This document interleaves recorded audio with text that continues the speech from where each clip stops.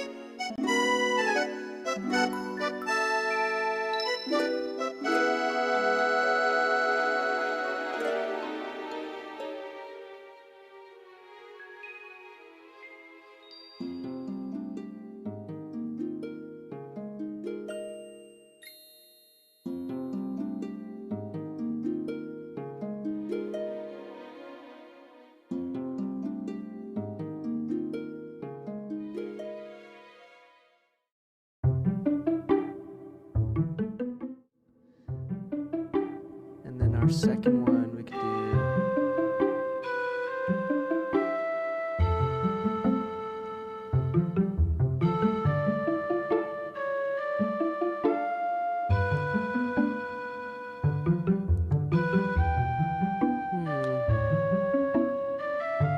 Do socks affect the acoustic response of a room? Did you say do socks? Affect the acoustic response of a room? Does your flesh play a part in your acoustics?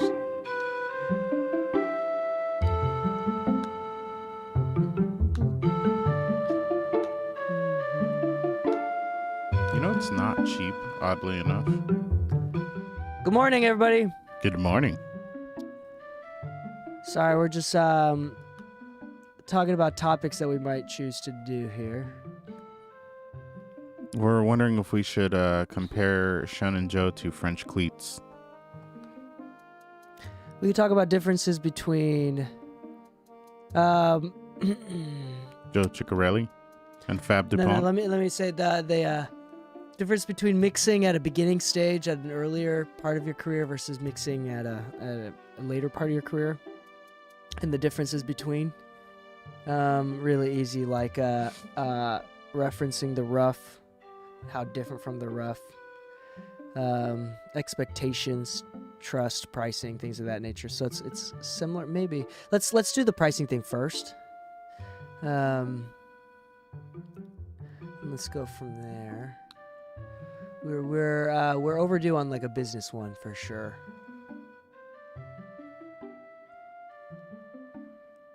Okay. Cool. Good morning. Howdy, everybody. Hello, thank you for subscribing for 13 months. Wow. Linhart, Holy shit. Thank you. Go Linhart. Thank you for subscribing for 13 months. Specifically 13, though. Okay, give me a moment here. Let me ping the Discord. You ready for this? No, you have to do this for 13 months. No. They've been subscribed for 13 months. Ah, gotcha. I think it would have been hilarious if it was 13 months up front. It's like, you know what, DK, I'm committing to you for 13 months. You better keep this up. Okay, give me a second here.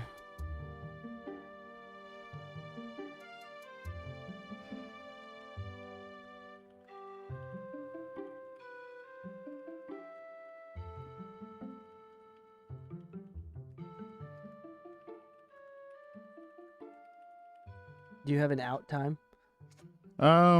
Just trying to be at the property by like 12ish. Okay. Yeah. Record this couple episodes. Working solo today. Actually, for the next 2 days.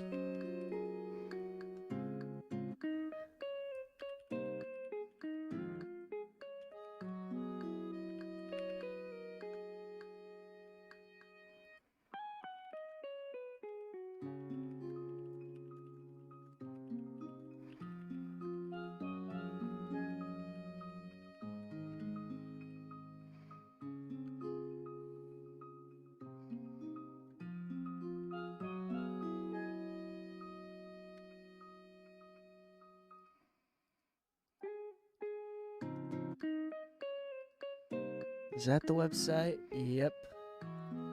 That is. All right. All right, let's get started. Okay. You ready? Let's do this. Test, test, test. 1, 2, 3, 4, 5, 6. Test, test, test, test. Hello, hello, hello, hello. Get loud, get loud. Okay.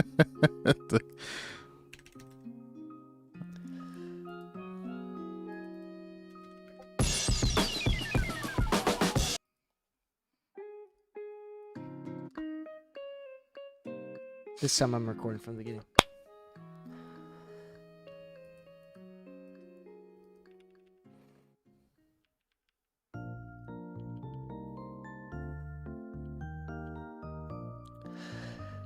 Hello and welcome back to the Do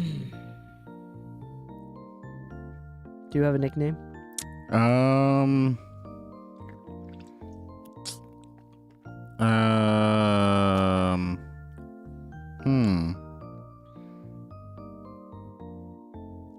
You know, there's so many that I can't think of one. Laminated Lou? That doesn't even make sense. I got one. All right. Hello and welcome back to the Mixing Music Podcast. I'm your host DK, and with me, as always, is my lovely co-host, Long Live Lou. Let's make that short-lived, huh? Let's die young and pretty. You know, as someone born in the blue zone, one of the few blue zones in the world, and none of my ancestors died before the ripe old age of 100. That's actually a specific wish of mine. I'm not kidding.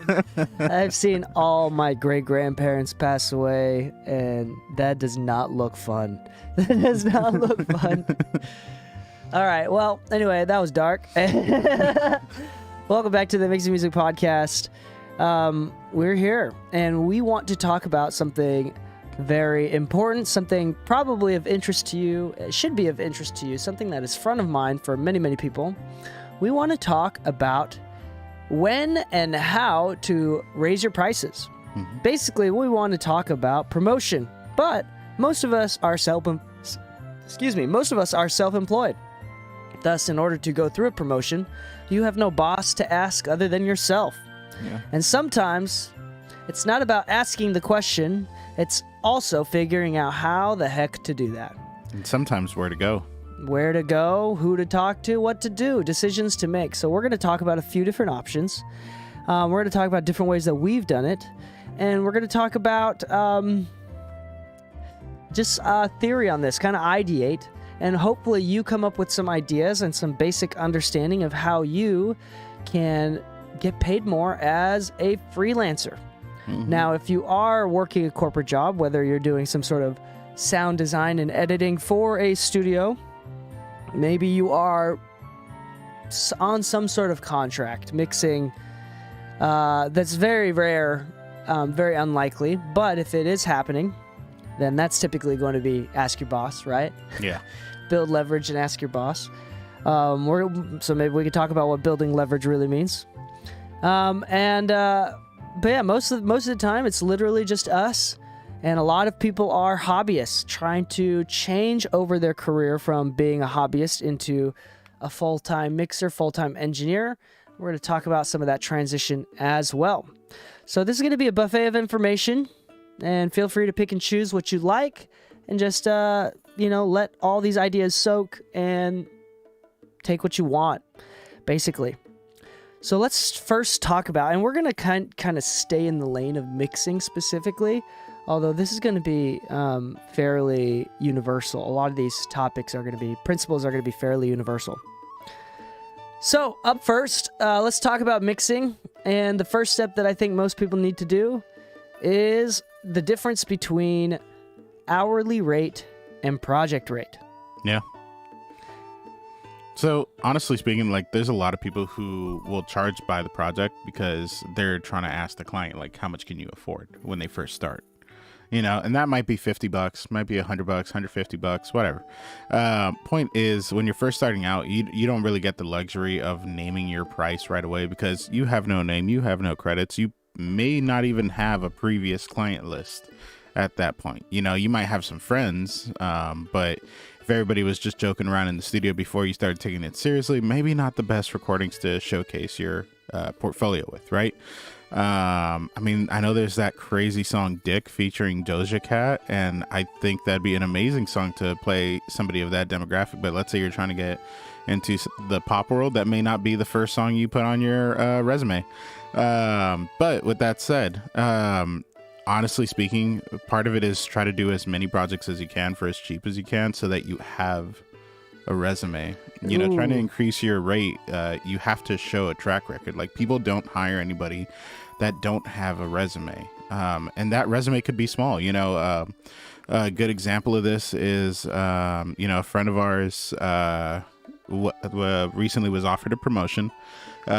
He's top of his district, actually, funny enough, and they offered him like a 20-cent raise, and a promotion, meaning that he has more responsibilities, more everything, but they only offered him 20 cents as part of that raise. He went and spoke to somebody else, showing the same resume, showing the same numbers that this current job already had, and they offered him 5 times the raise, and commissions, and all these other things. But it's because when he arrived to the first job, he didn't have a resume, so they could basically offer him anything they wanted because he didn't really have anything before. This new person is seeing him and saying, I like what you've done in the past. I'd like for you to come work with me, and offered him more. So if you're looking to up your rate, first things first, start working with as many people as you can for whatever you can, because nobody's going to offer you a good amount when you have nothing before that. But once you can prove your track record and people see the consistency in the numbers that you're doing, then they're more likely to pay you more. There you go. So number one is, in layman's terms, build a portfolio. And I think this is actually a really good point.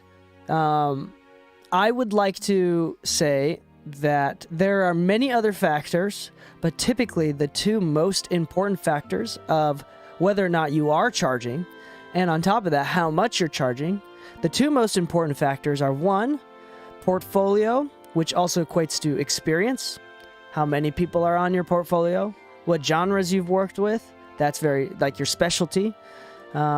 Like, if you've been doing film scores, then probably, YSL is not going to hire you for some Young Thug, type stuff. Maybe that's the reason why they do. You never know. And number two is actually branding. And this is where people start to charge significant amounts of money. Branding is actually very, very underappreciated, and it's very obvious to all of us, but it's often forgotten and swept under the rug. If you are the type of person that is branded as high-end, expensive, very attentive to details, very sophisticated even, or whatever, other things, very popular, that's part of a brand, then those things will equate to higher wages. Now, it's very interesting that branding is something that you build yourself and build over time along with a portfolio, and it's tied hand in hand with a portfolio, things of that nature. There are other factors that are sometimes, depending on what position you're working at, for example, as a studio owner or as a recording engineer, oftentimes location is a part of that factor, location and the aesthetics of that location. But we're not going to talk about that. So the two main things are, once again, portfolio, aka experience, and specialties, background, and then branding. Those are the two main things. Like, what makes, obviously, for example, Chris Lord-Alge, for example, is a great mixer. And if you've heard any of his mixes, they sound fantastic. They actually do. They really do sound great. And what's the difference between the guy that's charging as much as Chris Lord-Alge and the guy that's probably in your hometown in the state of Michigan that might objectively work as well and as efficiently and sounds as good as Chris Lord-Alge? The difference is brand. That's all it is. And a little bit of location is part of that brand as well, being in LA, things of that nature. So that's things to talk about. So, Lou, you're talking about portfolio. Let's take another step back, and as we're kind of brainstorming, thinking about this, I love the idea of helping people starting to make some sort of substantial money. And I want to take a step back and talk about how lots of people have plenty of time. If you have a full-time job and you're single without kids, and we've talked about this on the show in the past, if you're single or you're dating someone but you have no kids, you work full-time job, that means while still being able to maintain some kind of a social life, you typically still have an extra 15 to 20 hours that you can use spending building your business. Yeah. Right? We've heard the phrase, businesses are not built from 9 to 5, they're built after. Yeah. Right? So if you want to maintain, let's say, 10 to 20 hours of some sort of social maintenance and relationships, whether it's with a significant other or with friends, you still have probably another 10 to 20 hours that you could be building your business. Now, I call this a time budget, and the first thing that you should think about is how much of your time budget are you actually spending building your business. If you're in college, or if you're younger than college, or before pre-college or whatever, if you're not in that age yet, if you're 18 or younger, you want to be doing free work just to get into the door, just be given an opportunity. And what you're doing is, when you go to school, you're paying for opportunities to enhance your skills. If you do free work, you're actually not paying anything. There's no exchange of anything to be given the opportunity of growing your skills. So that's, when you're younger, that's a lot more worth it. You have a lot more time. It's a great way to build that portfolio. And you're probably a lot more motivated to do it for free at that age. Lou, in the beginning of your years, how motivated were you to do free work? Very, as long as it was with a group that I liked, and that didn't mean big names. I remember getting really excited to work with a metal band whose name I can't even remember off the top of my head. We just used to play gigs with them all the time, and I loved seeing them play.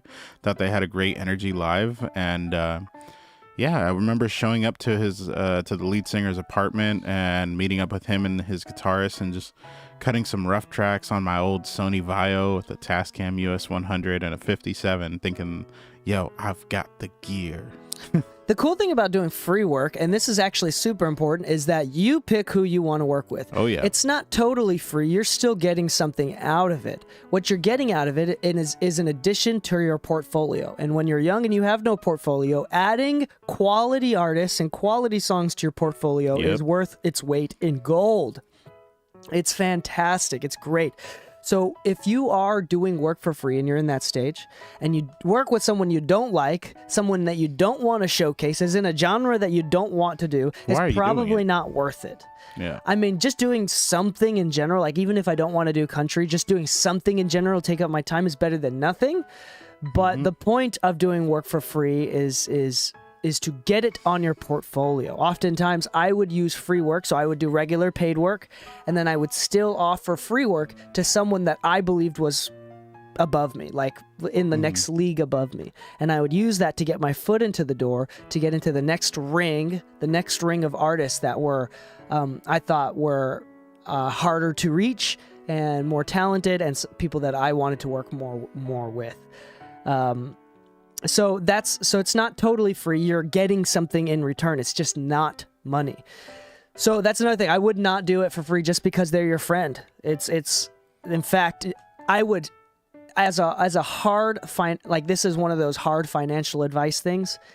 I would steer clear from working with friends and family. Yeah. I would steer clear of that. Just like here's another broke boy rule. How to avoid being a broke boy. Never ever lend money to family and friends, ever. In fact, the advice I'd give if you want to stay broke is to do that.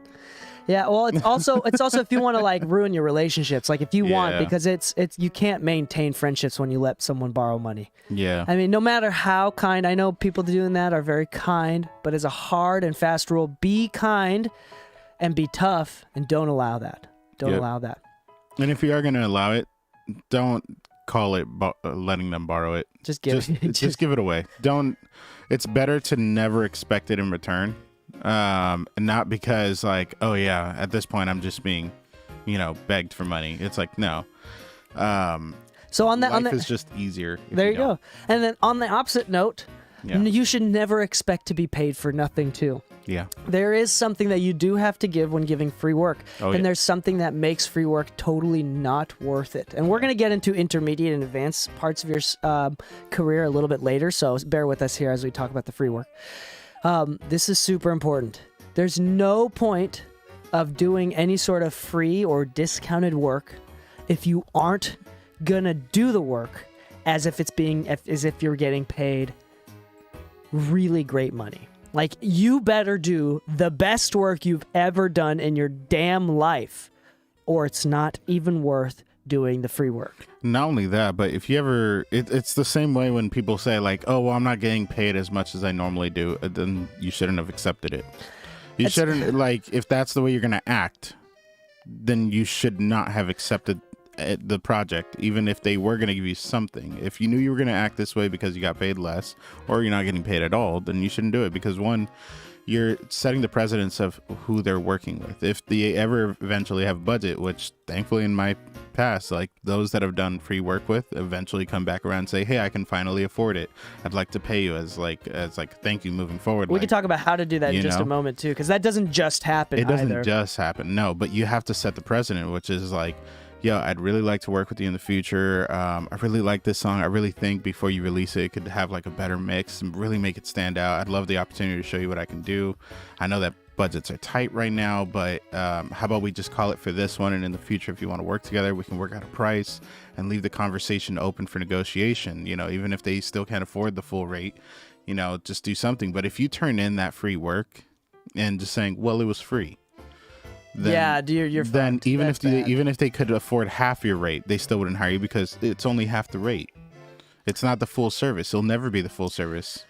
Yeah, and here's another downside to doing free work as well, is that, I mean, psychologically, just from buyer's mentality here, people think that there's value based on the money that they spend. So the more that they sacrifice, the more likely they're going to be satisfied with the product. This is actually a psychological thing that is happening. So if you do free work, then they feel like they sacrifice nothing for it, then they're statistically going to be less likely to be satisfied with the product, even if you did a damn good job. Yeah. So here's the thing. There's like, for example, a great manager or a great wingman, right? If Lou's managing me and I wanted to do some free work, or Lou found an opportunity, or I found an opportunity to work with this next tier artist, And you could do this by yourself. You don't need a manager, but it's easier to be set up like this. But if Lou told person A, hey, DK typically charges $2,000 a song, but he really likes your shit. He really likes your music, and he wants to put his name on your records, right? He really and honestly, he's just willing to do anything to get it done. He's even willing to only charge $500 to make it happen. Now the artist either, or maybe even free, it's like, hey, he's even willing to do it free. If you set it up correctly, then they feel like they're getting a significant deal. And artists, oftentimes, they highly value engineers and producers that really believe in them. Yeah. It's incredible. It's incredible. So if you set it up like that, that's going to make the artist feel a lot better. It's setting it up for success. But if you're doing free work and you start to sound desperate and you're willing to do anything to work with this person in exchange for nothing, that is difficult to do. Also, if you want them to sacrifice something, it doesn't have to be money. So again, if you're doing free work and it's better for them to sacrifice something. Maybe it's points, right? Maybe it's actual credits of some kind. Maybe even as something as stupid and silly as, okay, I'll do this for free if you wash my dishes for the next month, right? If it's a roommate. Literally. If it's a roommate. The point is, you follow first, and if you do something like that, you follow through. You make sure that they do it. Yeah. You don't let them get away with not doing it, or else that's part of this. It's going to hurt you. So, I mean, I've did literally recently. So one of my clients is a big keyboard influencer, and like mechanical keyboards, and y'all know, some of y'all know that I build mechanical keyboards as a hobby. And he's like, hey dude, are you willing to do a mix for a keyboard? And I was like, yeah, if it's a metal casing high-end keyboard, I'll do it. Which is like, probably might be more than what I charge. I don't know. Yeah. These keyboards get expensive, man. And I know he's like a super hobbyist, so I was like, you know what, I will. That's one of the few times that's like, hey, it doesn't have to be money, but I'll sacrifice something. You can sacrifice something for this mix. And it worked out. Things of that nature. Yeah. To be honest, I'm a big fan of the barter system up to a point. The only reason is this. There's something to be said about those who are very willing to negotiate a barter system as a client. Reason being is that once you start saying, I know we've bartered once or twice before. Can we keep doing that? Like, what else can we trade? There's only so many things you can trade for over time. At a certain point, it's a good negotiation at like a starting point, or let's say that somebody's just really tight on funds. I've seen where somebody says like, I just do music for fun. It's like, well, you have a company, right? And it's like, yeah, it's like, and you sell computers for a living. Yeah. It's like, all right. So if you bought software, that'd be a write-off, right? It's like, yeah. It's like, all right, listen, it's going to be a win-win. How about you pay me by buying me this software I've been needing? It's a write-off for you. So you get to write it off at the end of the year, the music stuff you're doing, by just saying that I bought software for work and you give me the license. I get what I needed. You got a write-off, and it's a win-win. So not everybody is too fond of the barter, and not always is it a very smooth trade. Like in this case, DK got a keyboard that he actually likes. This is one of his things. If somebody offered me Pokemon cards, I don't know if I could do it unless it was a really high-end card that I knew I could flip, because I don't need Pokemon cards to do my work. You know what's crazy is that paying me as an engineer is also a write-off. Yeah, it's a you have but to if you do keep it for a track of hobby, like let's say music's just for fun for now, it's not a write-off. Yeah, so I do. Yeah. That's only if you have a business set up. Yeah.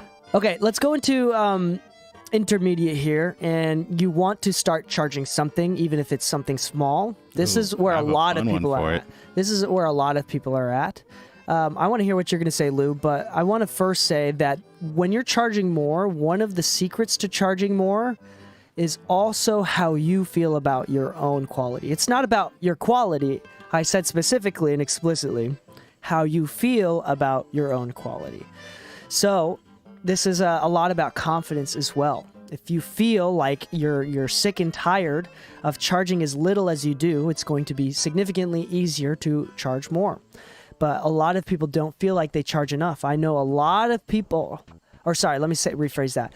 I know a lot of people that don't want to charge more because they don't feel like they're worth it, or they're scared of it, or they feel more pressure on them when they do charge more, and they crumble under that pressure.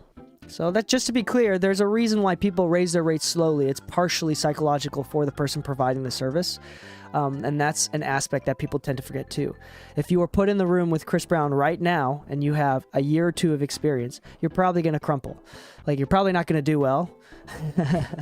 And it's okay that things take a long time.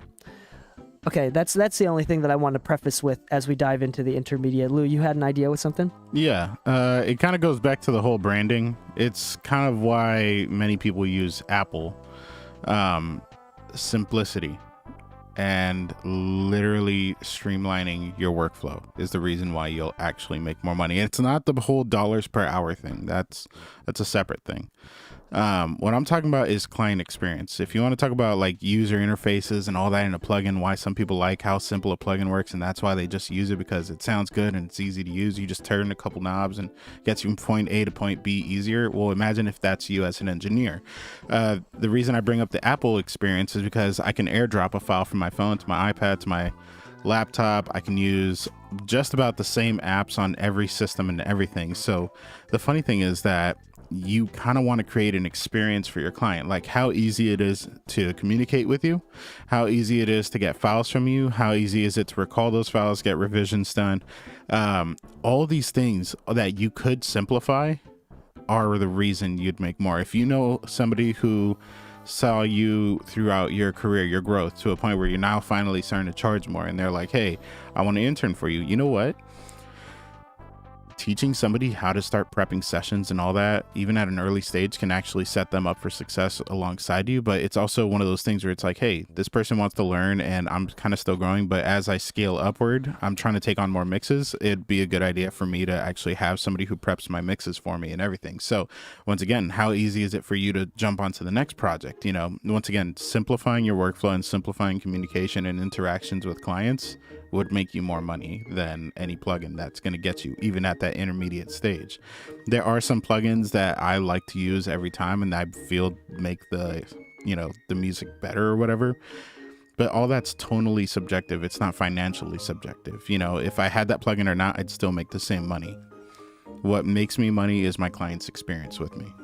Yeah, that is huge aspect, client experience, and we'll dive deeper into that in just a moment as well. All right, I know a lot of people, I get a lot of DMs about people specifically, I want to start charging something. And it's incredibly interesting to me why they haven't already started doing that.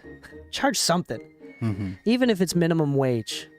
You know, I think it's more about setting the expectation, not just with your clients, but also with yourself, that your time is valuable. Yeah. The game does change when you start charging. When you do things for free, there's very little pressure to perform. And I also know a lot of people who are emotionally not ready and not mature enough to start charging, because there is all of a sudden an instantaneous amount of weight per project. And this is when even if you charge $15 an hour, if you've never charged anything before for what was a hobby previously, it's going to change completely. What is it? Imposter syndrome? There you go. Yeah. You might start to feel some imposter syndrome. You might just feel really bad, or it's just all of a sudden you lose motivation to do a project because you're not doing it necessarily. It's for work now. Most people that are hobbyists do not have the emotional capability and maturity and the desire even, and which is okay, to do this for work. And this is really interesting. This could be an entire podcast episode in itself. And I know other podcasts that have talked about this specific aspect. In fact, an episode of Modern Wisdom talked about this briefly. It's crazy how the mindset changes as soon as you're getting paid to do some sort of work. One, it's you got to understand and you have to have a conversation with yourself and think about whether or not you actually want to potentially ruin this as a hobby. do you love it enough that, you know, like, one, if it's like a hobby that's like, oh, I like to do this, it's not really worth ruining. But if it's something that you're willing to die for, you know, then that's enough of a desire where it's like, okay, you might not ruin it. It might, because it's going to go through the winds and fires of tribulation and wondering back and forth whether or not you want to quit this hobby completely. And if your hobby is floating in the wind, barely held by a hair, you know, you don't want to risk it by charging money. But if you're ready to take that next step, charge something. You know, it's kind of funny because, like, you reminded me of somebody that I haven't thought about in years, but, like, something he told me, we were working on an album. We were at, like, this major studio. I forget what it's called. It's, like, under a hotel and everything, but, like, this is one of those, like, where, like, the label's paying for everything, so, like, everybody's pulling in and everything, so everybody's invoice is taken care of. But there was one guy, and you know, I asked him, like, so how do you know the camp? He's like, oh, like, half of the people here are my client. And I was like, oh, so you're not like a writer or anything? He's like, no, I wouldn't call myself a writer. And I was like, hey, did you ever write? He's like, I guess you can call me a retired writer. He's like, I've got a few platinum plaques and I've got a nomination and everything, but I just didn't like that it felt like work anymore. So I focused on my company, and, you know, needless to say, I make more than half the people in this room now, and I just kind of come when I want to have fun, and I still get credits here and there, but I only show up when I think it's going to be a fun day, you know. And I kind of looked at him, I was like, that's kind of crazy that you, like, retired but you're still around, like, what are you doing? But I was like, but I didn't really think about it at the time as, like, he stepped away because he wanted it to stay fun and he didn't want it to be work anymore. And he focused on something that made him money so that he can still enjoy the fun. And that's totally okay, because at the end of the day, you could still be in the room. You just might not be in the room at the same capacity. Interesting, yeah. And we could talk about doing things for fun more, especially in the advanced stage, because that's super important in the advanced stage. Yeah. And you actually have a little more time for it. Yeah, there you go. And I also want to tell a little story. My band in college was all fun and games. Everybody enjoyed it. Everybody in the band, and it was a funk band with a full horn section. So it was 8 people in this band. 8 people in this band, and we all were willing to do anything for a gig, do anything for practice, drop everything for whatever. It was so much fun. As soon as we got our first, maybe our second paid gig, and I started giving money out, paying band members for their time practicing, for the time for the show, the band went to total shit. It went to total shit. And this is in college. Everybody started getting greedy. Everybody started being like, I can't show up to practice unless I'm getting paid. Is this a paid gig? All right, then I'm not rehearsing. And the mentality completely changed. When you throw money into the situation, into the equation, people change. The equation, the scenarios change.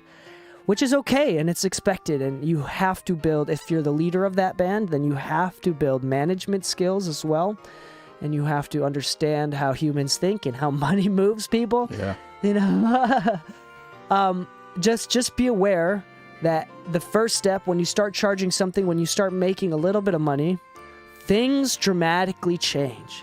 And there's no way of fully understanding how things change until you start charging money. How do you know if doing music for a career is the thing for you? You don't know until you're charging money. That's why in every single city, no matter where you go, there's that 40 to 60-year-old guy or girl that just does it for free in the neighborhood. Yeah. And they pick and choose who they want to work with. It's because they did it for money maybe once and they have some cool history. But they got a regular job and they made more money than they could have ever from music, from what they felt like they could have ever from music. Yeah. And now they're back to doing it for a hobby, and they really, really love doing it. You'd be surprised how many of those people still have the same gear that they had, which is like nowadays, like let's just pretend that they stepped away for 30 years. We're talking about gear from like the 90s, right? Some of these guys have holy grails out there. I remember going to a guy. Oh, gear? Yeah. I remember going to my uncle's friend's house when I was 18, and he was like explaining this piece of gear that I just had no clue about. But then like 5 years later, when I start having a clue about it, The dude was showing me a BCM10 sidecar, an original Neve sidecar that we recorded through. Now, granted, the recording wasn't great. I think he stepped away for like obvious reasons. But What was the obvious reasons, Lou? well, I think I explained it with the recordings not being that great. Okay. Even with the BCM10, which is once again a great example of why you don't need to invest the world into it, especially nowadays. But with that said, you know, don't ever think about like the free guys not being competition either for this same reason. You know, some people stepped away and do it for fun, and because of that, that is part of your competition now. Some people are much more connected and still free. So when you're doing free work, once again, don't half-ass the work. Yeah, so again, so stepping into the intermediate world where you're starting to charge for the first time, just do it, try it out. Yeah. Understand, read the warning signs, go into it. There's no way you're going to find out if it's for you or not until you try. And honestly, it's mostly a decision. If you are feeling any sort of fear about charging $5 to $15 an hour for your time, and hourly in the early stages is very okay, is very normal. And don't feel scared to blacklist the client too early. Yeah. Yeah. It's better for you to say no to clients and blacklist clients than it is to be blacklisted. So Yeah. So just be aware. Don't set yourself up for failure. I think that's what you're saying as well. Don't set yourself up for failure. Just be aware of situations and scenarios. Anyway, okay, now you want to start charging more. Let's go to the upper end of intermediate real quick. You want to start charging more. Typically, the signs of when you should start charging more, unlike a regular corporate job, something that is not a sign of when to charge more is you've been doing this a long time. Now, if you're working a regular corporate job, if you've been doing this for an entire year or maybe two, then it is typical to then practice your assertiveness to go up to your boss and say, I've been working here for a while, I've built some leverage, and I believe I'd like to cash in that leverage for a raise. Yeah. All right, let's say you're freelancing and you had 20 hours of time a week that you could dedicate to working on music and building your career. Okay? After 2-3 years even, maybe 5 years even, you still have only banked up to an average of 3 to 10 hours a week that you're barely filling out. Maybe you still got a couple free clients, just haven't been pushing it, haven't been doing that well. For whatever reason, regardless of the reason or the excuse. That is not a good time to raise your prices. No. You want to raise the best time to raise your prices is when you've been working so damn hard and you are maxing out those 20 hours from week to week that you cannot say yes to better projects, or you're almost frustrated with how little you're charging. That is when you raise your prices. It's when your ego catches up with you. That's a great time to raise your prices. Let your ego flourish. No, for real though. Again, going back to what I said earlier about the confidence, the worst thing to start charging more is when you feel like you haven't deserved it. So actually, you know what? I saw this a lot. I hate to admit it, during the pandemic, people were saying, as times are slower, unfortunately, I can't do it for the same rate as work has been slow. So I'm going to have to increase prices to make up the deficit. And I'm like, that's poor marketing, branding. That's basic economics 101. No. I understand supply that. And demand. Yeah, but if there's no demand for you already, and there's high supply and low demand, the only and you option is to suddenly lower prices. Well, think about it. If nobody was hiring you at 300 already, right? What's making me hire you at 400? Nothing. Exactly. Nobody wants to hire you already. So why are you raising your price? You're already making it worse for yourself. Exactly. Oh, so if you are in college and if this is available to you, especially if it's available to you for no extra cost or very little extra cost, I would recommend taking a basic economics class. Yeah. Also, like a basic advertising class. These are classes that were not part of my general or my advanced education for my degree that I didn't need these, but it was probably the best classes that I've ever taken was economics. You learn a lot about how money moves and how markets work. And advertising. You learn a lot about storytelling, branding, a lot of creative assets, and how to present yourself as a brand or present other brands, right? Fantastic. classes, fantastic classes. Also, writing, copyright writing for like business and stuff like that. That's part of advertising. Great classes. Anyway, yes, that's true. Think about, do not charge more just because you're getting less busy. That's how you say no. There's something you're going to have to think about as well. I mean, this is an actual calculatable number. I love talking about this. This is one of my favorite concepts that I learned from my economics classes, elasticity, which is how much more you can charge, the balance between how much more you can charge and how many clients you're going to lose. And this is something that you're going to have to think about, the elasticity of your business. For example, if Disney, I'm going to simplify the numbers. If the Disney theme park, right? If Disneyland charges $50 per ticket and get 100,000 people, and then they raise their prices to double, $100 per ticket and only 50,000 people, then the elasticity, that is worth it for the company, because now they get the same amount of money, but there's less people coming to the park. So that means there's better experience for each person coming to the park, because there's less longer lines and there's less maintenance that needs to be done, less cleaning, less hourly workers and wages that you have to pay, because there's less people that need to fill the shops because there's less people. It's totally worth it. Right? So you may have to think about this as well. I will say the only thing that I would consider is that in the beginning stages of your career, if you're trying to build your brand and build your portfolio, if you do have a one-to-one option between charging $50 for 10 people or $100 for 5 people, it's better to charge $50 for 10 people in the beginning stages of your career. Even though you make the same amount of money, what happens is that now you have more people that you blow away that totally believe in your brand, that spread your gospel, that talk about, that spread that word of mouth. It's worth it, more worth it in the beginning. Later, more in the advanced stages, which we'll get to in a moment, it's going to be more worth it to switch over to the $100 for 50 people or for 5 people. We're going to talk about why in just a moment. But in the beginning stages, it is actually worth it to not give a shit about elasticity and just get as many people in the door as possible, because at the end of the day, almost 100% of all of our work is word of mouth. Yeah.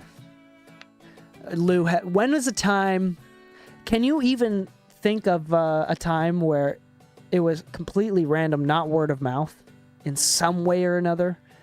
There's very few for me. In fact, I can't even there's maybe like that where one I get person hired for something and it's no word of mouth.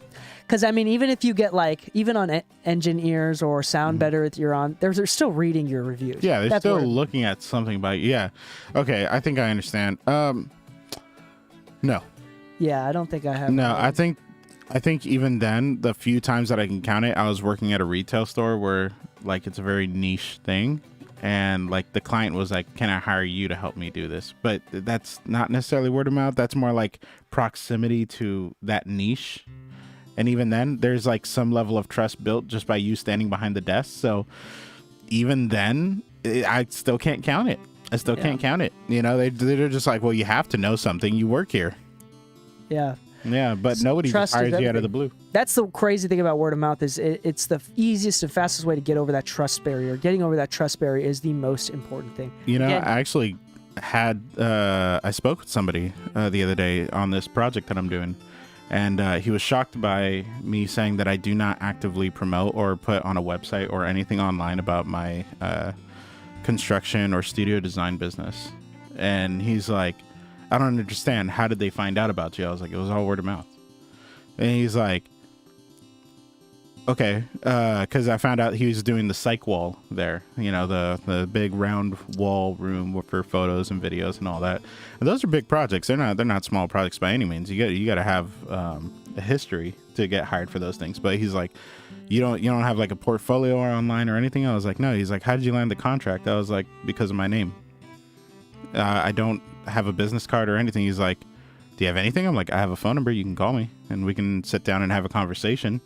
But word of mouth is all of my business. Word of mouth is more important than business cards. The business cards, I throw them away all the time. If I go to NAMM, I hold on to the stack, but I think I've had the same stack that I haven't gone through in 5 years. Yeah, the only business cards I hold on to are either friends, or businesses that I can get something out of. For example, as someone that hosts a platform where I'm looking for advertisers. Yeah.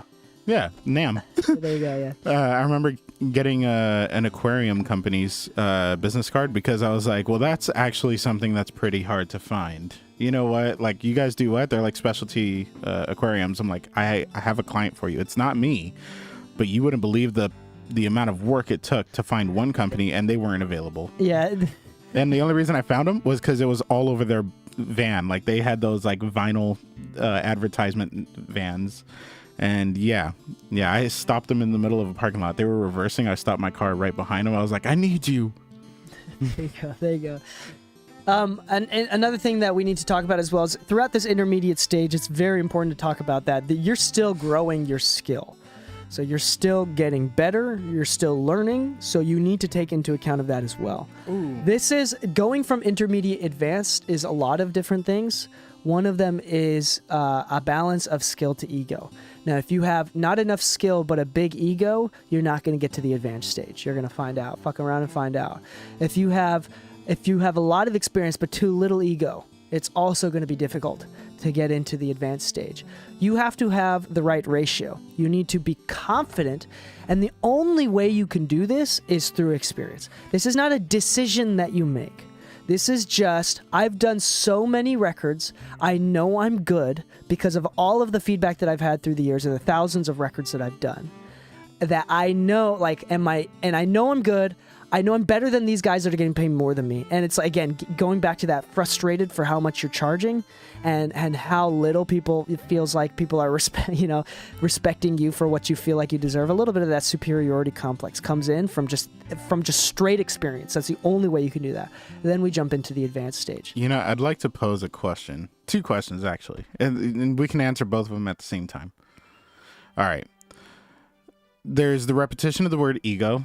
But would you say, first question, that the evolutionary stage from going from having an ego to being confident is what gets you to the advanced I'm using stage? Ego in general. No, I get it. Confidence, yeah. But just to make it clear in that case, like, there's also confidence without ego.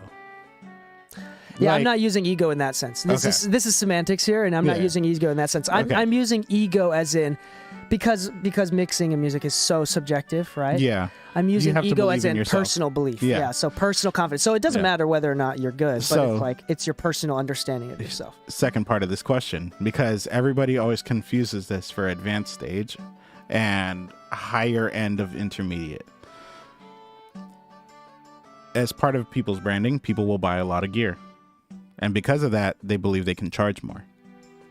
That is definitely not, if you notice, we've never talked about that at all. And not once has it come up. But everybody's kind of like in this mindset of, this guy charges more because look at his studio. That may be part of your branding. That may be part of your The branding. only way that could affect your income is because it's part of your branding. And you're such a low cost that it's attractive. Even then, that's if you have a lot of gear and you're low cost, that's a red flag. That's a red think about flag. it. If you're new to this industry, and this is where I see it working. If you're new to this industry and all you've ever seen is studios with lots of gear, and you assume those are the big flashy studios and the rooms that people know what they're doing, I would assume that you, as a new artist that doesn't really know, like, that it's has almost little to nothing to do with the specific gear, your end result, that you're going to hire them first before the guy that has no gear and works from home. Let's say, like, in my office where I just have that little desk like you used to have. This is a lot more attractive to a new artist who doesn't know much better, that has kind of a starter budget, maybe $200-300, and this guy is offering that for $200-300. I would assume that because of the imagery behind the branding, you'd probably be hired more. But once you get to the advanced dude, stages, I'm telling you, this every single time, and I've seen this half a dozen times plus. Mm-hmm. Every single time I see a middle-aged older dude with tons of gear charging too little. Chris Lord-Alge? No, too little. Charging too little. Is in my mind, the first thing that comes to my mind is, what company did you build for a couple decades not doing music at all and successfully was able to sell to finally make enough time for music? Okay. So I'm like, that's my mind. And the half a dozen times that I see that, that's almost exactly the story. They built a company, they sold it, or they were some sort of financial officer, some sort of hyper successful person, even in the corporate world. Yeah. And then they finally have the time to go back to their true love music. So they have a lot of gear and they have a lot of money and they have a lot of time. But they don't know how to use it. But they spent the last couple decades building something completely different. Yeah. So that's for me a huge red flag. Yeah. So I mean, as far as like quality of work goes. So again, go back. I would actually say it might be a good idea if you are in that situation and you're getting back into music after decades of doing the smart thing of making money. Then I would recommend either not charging at all. Oh, I accidentally cut the audio.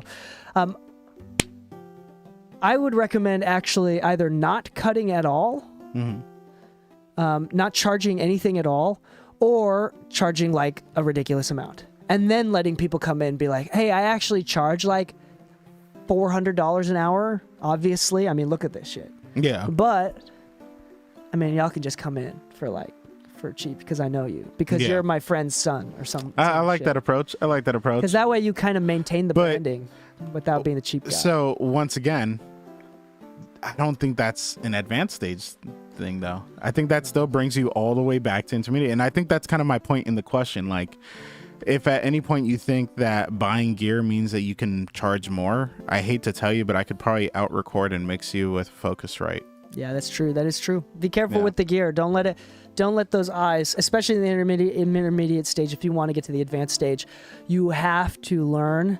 Okay.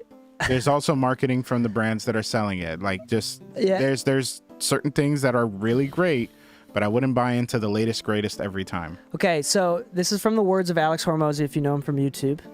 There's 3 things that are similar. There's a pattern of the 3 things that are similar with every single hyper successful person. He says hyper successful, not successful, hyper successful person. And this is a little bit unrelated to the topic, but I think that there's some things that we can pull from this, especially the third point.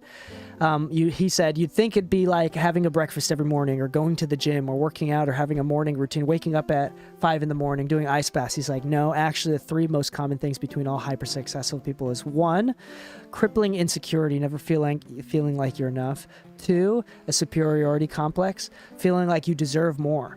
And number 3 is impulse control. Yeah. Being able to control your impulses and being able to sacrifice now for betterment later.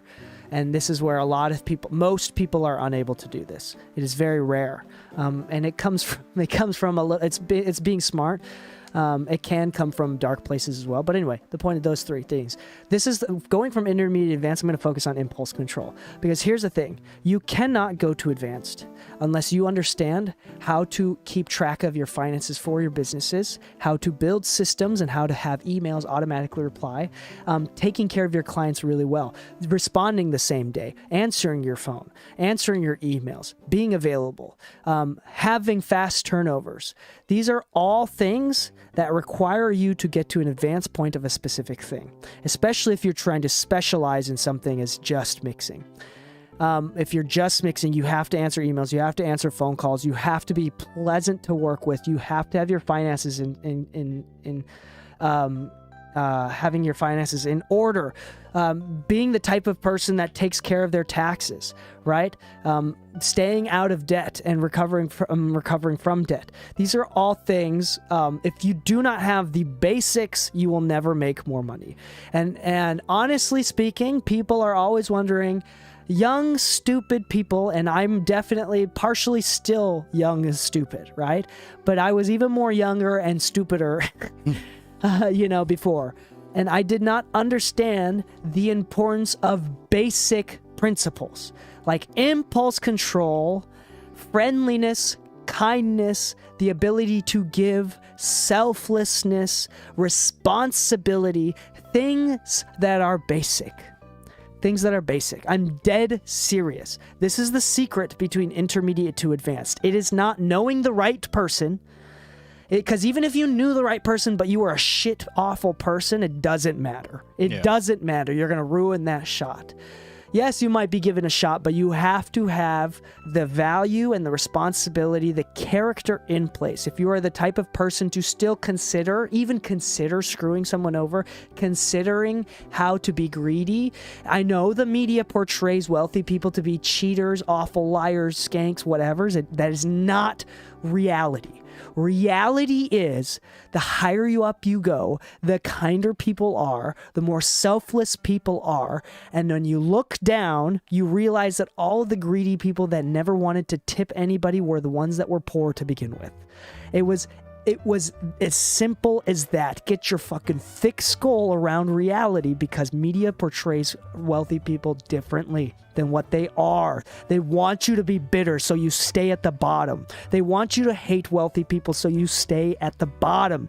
It's an easy con play that most people do not have the IQ enough to see past. It's a simple hedge bush that all you have to do is jump to look over, and it takes a little bit of pain. You have to hit, your ego has to go down. You realize, oh my gosh, there's something that I can learn from these people. If you go into a room of people that have done more than you, and you enter the room with an air of arrogance and hubris, you will never be accepted into their circle. Simple things: humility, responsibility, impulse control, that over time. And you prove over time when it's difficult to be selfless. It's easy to be selfless if you have a lot of money. It's difficult to be selfless when you have nothing. And if you can prove to the people above you that you're a good, strong character even when you have nothing, when it's most difficult to have strong character, to be honest and have integrity, they will want to invite you to the top. That's how the world works. And the great thing is that it's accessible to anyone. This is something that I don't even know why people get shit for, right? And luckily, I'm not a white indigenous man, whatever. It doesn't matter. No matter if you're from the hood, if you're from the trenches, no matter the color of your skin, the power follows the blame finger. I'm going to repeat that again. No matter what situation you are from, no matter what autism or disease or whatever situations and disabilities you have, the power follows the blame finger. The power follows the blame finger. And if you choose to point it at yourself and to learn responsibility, to grow as a man or a woman, as a human being, to step above all of the bullshit the world has given you or you feel like has given you, and you take responsibility for your own character and personality and actions, to the point where you no longer even consider taking advantage of someone. That wasn't even a thought. Kindness was the default. Then I think you're ready for the advanced stage. And here's the thing. People at the top are gatekeeping.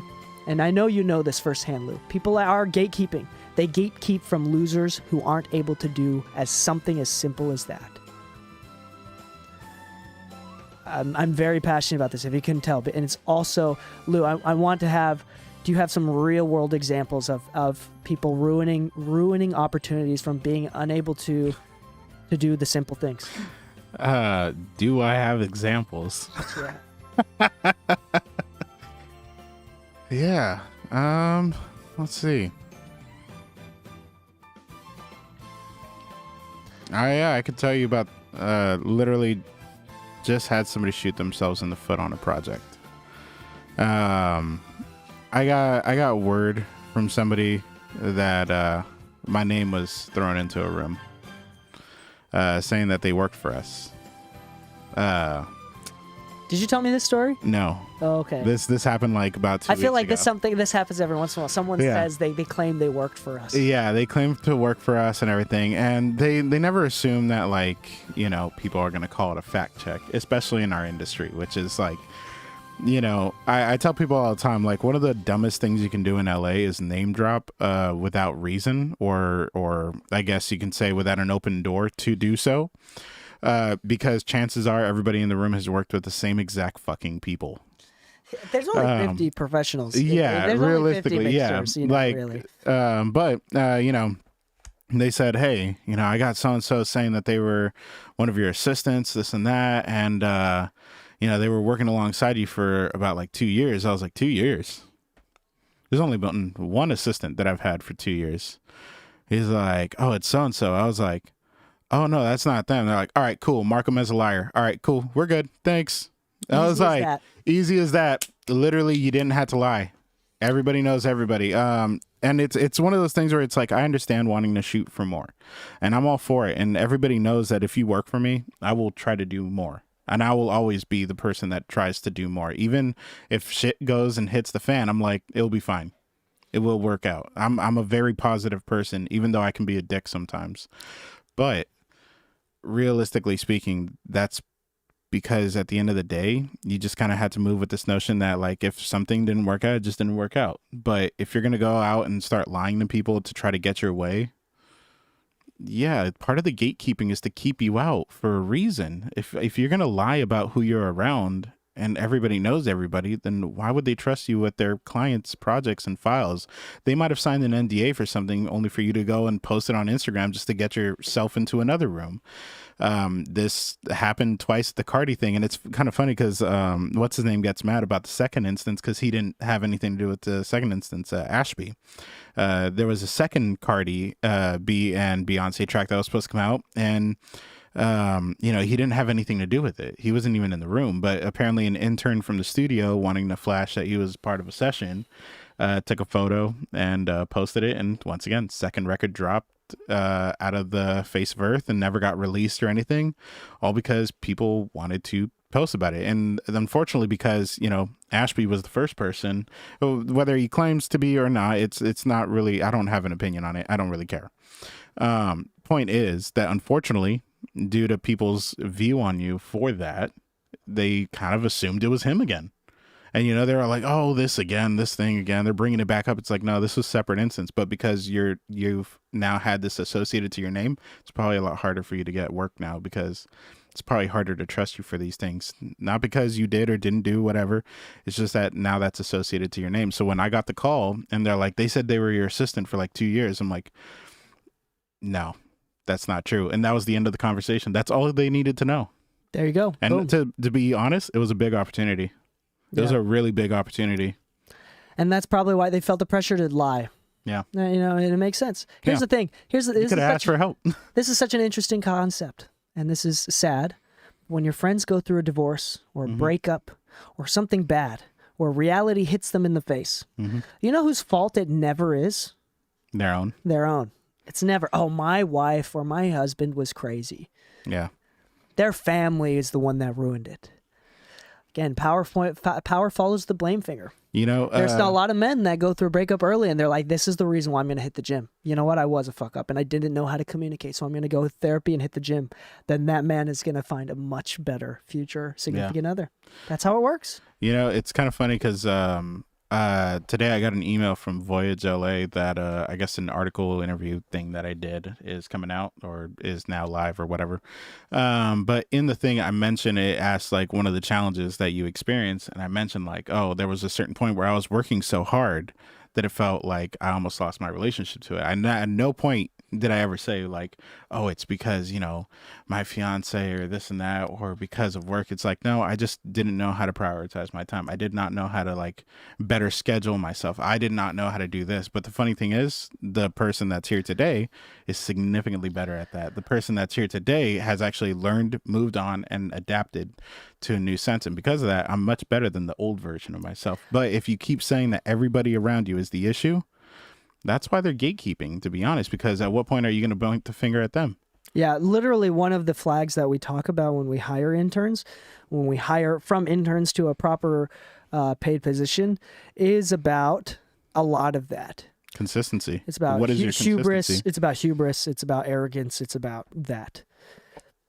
It's a lot of exactly what you're talking about. So the reason why this is so important and the reason why I'm making such a big deal about this, because we'll talk about boundaries and there's a bunch of episodes that boundaries is a big deal for us. And this is more for like sustainability with your career. If you're doing this for the long game, you have to set boundaries. You have to set rules, things that you're not willing to do. You cannot make a career.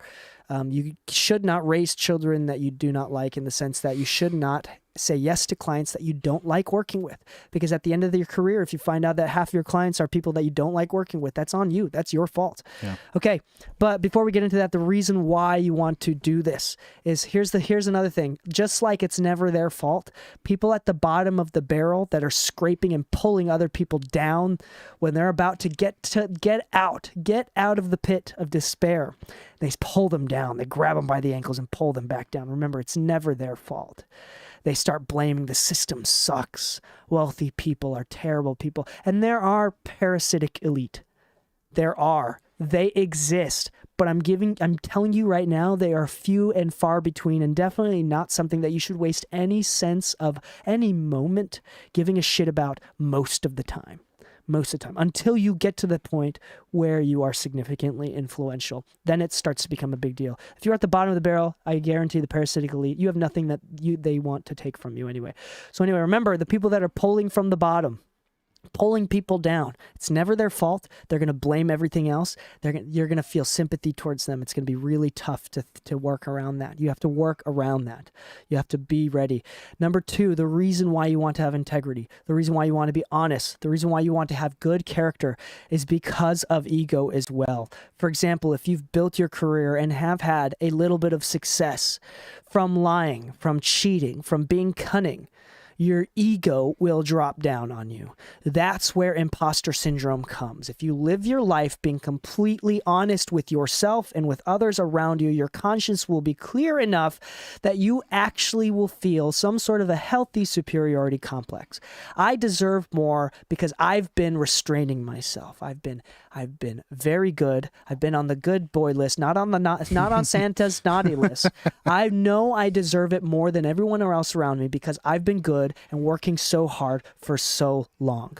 Part of the reason why people work out and go running is to clear their conscience, to recognize that they've now trying to eradicate everything else that is wrong with them. They're showing that they're hardworking, that they're willing to sacrifice, and the only difference between them and their future successful them is time. That's the only difference. When you break it down that simply, that's the reason why a lot of people work out and run. To be honest, last night it was full on therapy for me. There you go. I spent 4 hours trying to learn how to do rendering software.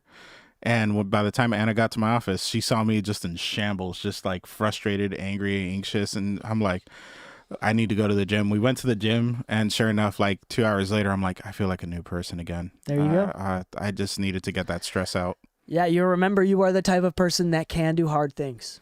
Yeah. Especially for men, that is very important. Okay. I think that's really getting from advanced at that point is the only thing that's important is what we were talking about, that meta stuff that we were talking about, because at that point, and if you're doing all of those things meta really well, I've talked to a couple managers, right?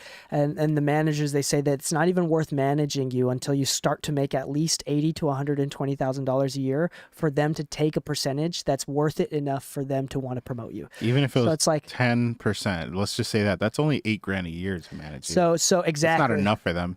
Exactly. So the reason why it's so important to get your shit together and be that type of person is because nobody will give you a proper chance until you're proven that you can do that shit on your own. The labels don't sign people unless you're getting millions on TikTok or YouTube or whatever, unless you're going viral on your own. That's just the factual truth. That's just the truth. And how are you going to go viral? How are you going to do that unless you're consistent, unless you're the type of person that's able to sacrifice? This is all, it rolls into each other. If you're the type of person that's complaining about never going viral, that's never able to do it, I'm always the nice guy. You're probably not. If you're saying that, you're probably not.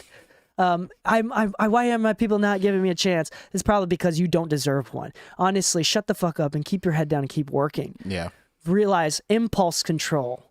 Impulse control. And I'm saying it again, impulse control. Keep your head down, keep working. If you yourself telling yourself that what you're doing is right and that's not enough, then something's wrong. Keep doing what you do, what you know is right.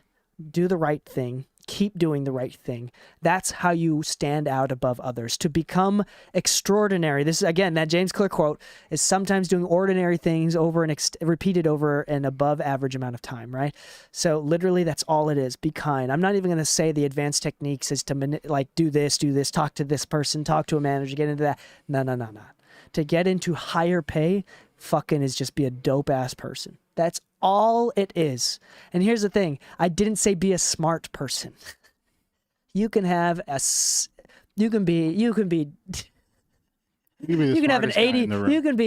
IQ and still people will want to invest in you if you know how to work hard and you understand this simple, easy to understand lesson.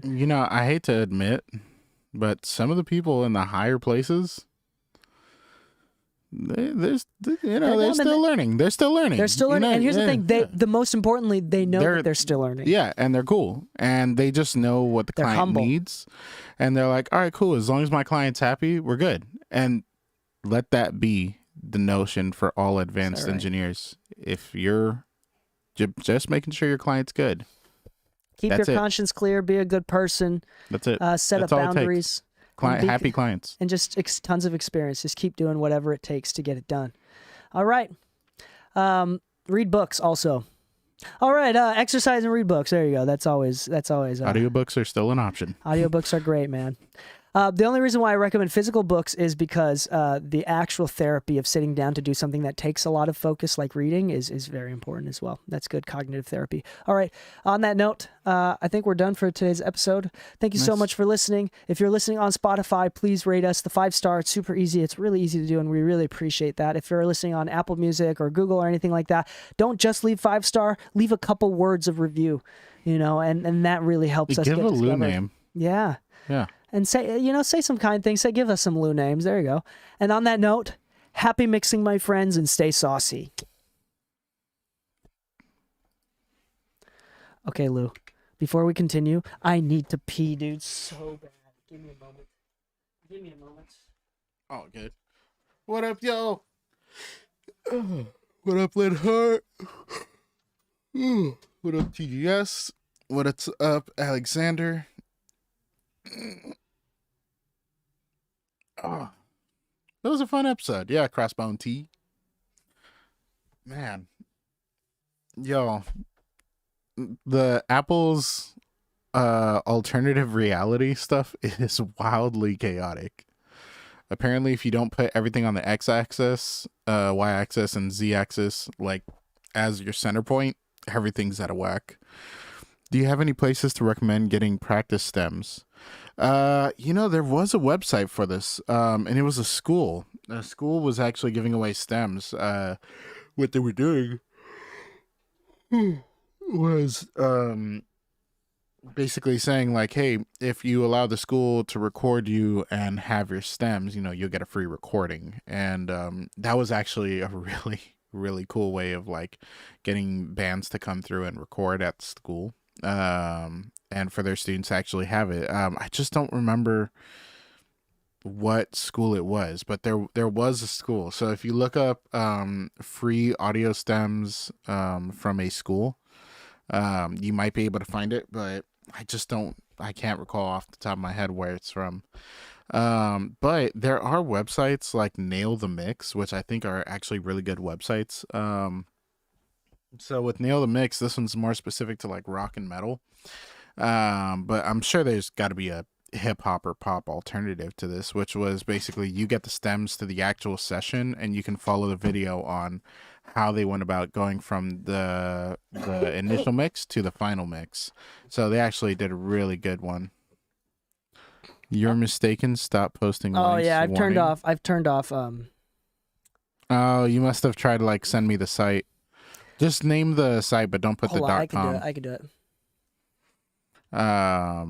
Because I was telling them about the school that offers stems for practice, but I forget what school it was. Yeah, mixing. It's Cambridge. Cambridge. Okay. Here I got it. There it is. It's part of a book, Mixing Secrets. Here, I'll post it. I'll post it on Twitch. There we go. You're mistaken, Crossbone T. I don't know, why does it say that? Good question. How was that episode? That was actually a really great episode. Very important episode. And a big, super important. I'm a big fan of building character and building the human first. I'm a big fan of breaking it all down and tearing it apart. Just watch somebody crumble to nothing. Very sadistic. That's really funny, actually. Yeah, I'll Like, post it on what the YouTube fuck? too. I'll put it on YouTube as well. Practice stems right there. Boom. All right, we're gonna do one more episode. Hmm.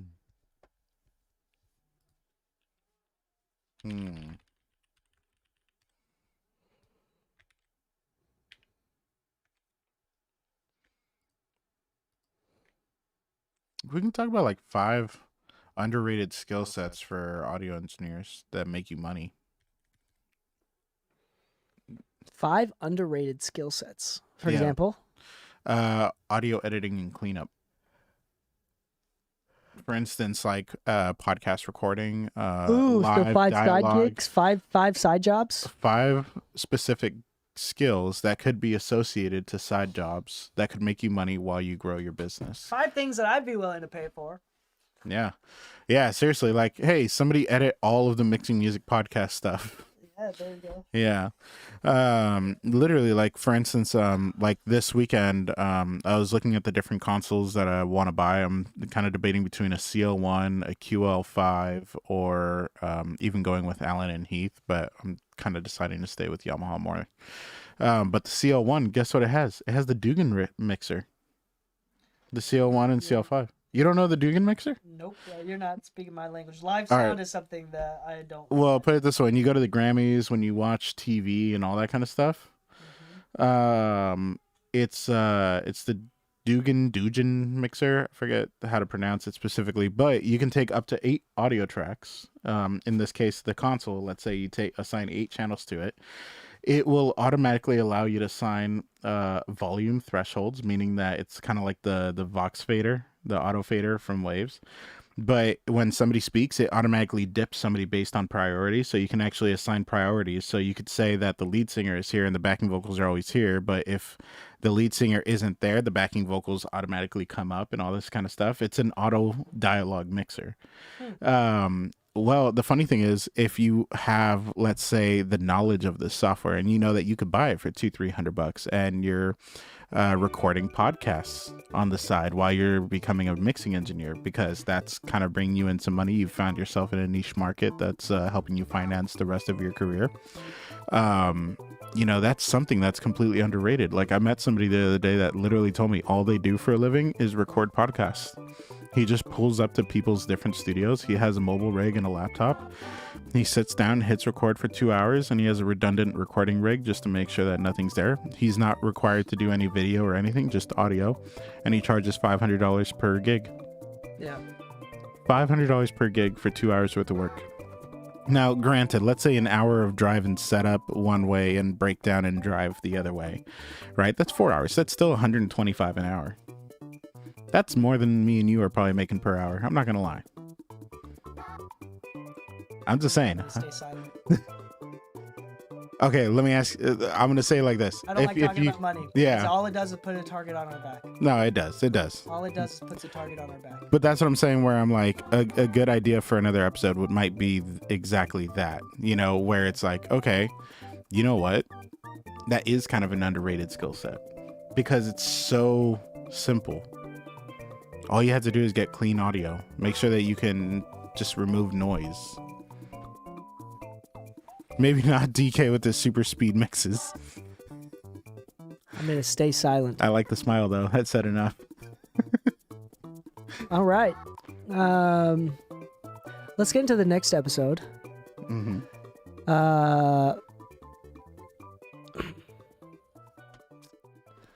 Let's see here. Did you ever find a way to turn off Arlo on a permanent level? I had to do it every 24 hours. You just need notifications. Every 24 hours. There's nothing past No. that. As in, like, you can literally go to your settings and go to notifications.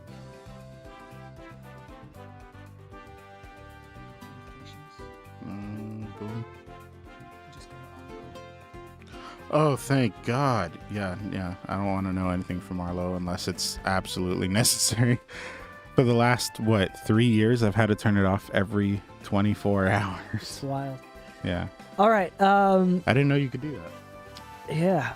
All right. You can also customize it too, so just have the banner. You don't want it to show up on the lock screen, or you only want it to show up on the lock screen, but not come out as banner. You wanted to make I just noise. don't want it to you wanted to make vibrate noise. every 1 minute. You can also turn on all the banners and make sure it's on, but turn off all sounds and vibration. It's super customizable. You should look at it. Because I don't mind getting it. I just mind feeling my phone go off every Look at it. minute. Yeah, I customize all my notifications.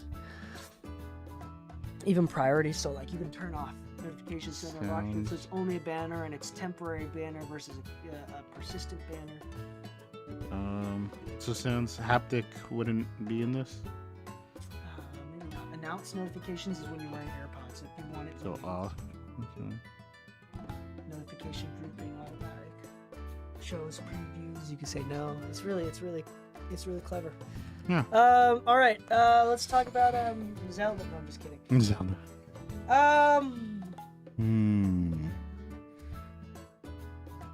Let's go back to a secret weapon here. Any requests? We'll take requests. Mixing with limited gear on a budget. Or on a budget. Mixing with limited gear or on a budget. I mean, didn't you mix on your headphone jack for like a year? Into my speakers, yeah. Yeah. Maybe not quite a year. It was a few months. I just remember it being a good amount of time. I still do that when I go to A. Like if I take the computer to A, I still do that. Now that we have the UAD stuff, I plug into it, but when it was the other thing. Okay. Do you want to do like a really cheesy clickbaity one that you know is going to do well, but it's such a boring topic? Like the truth about DAWs. Do DAWs sound different?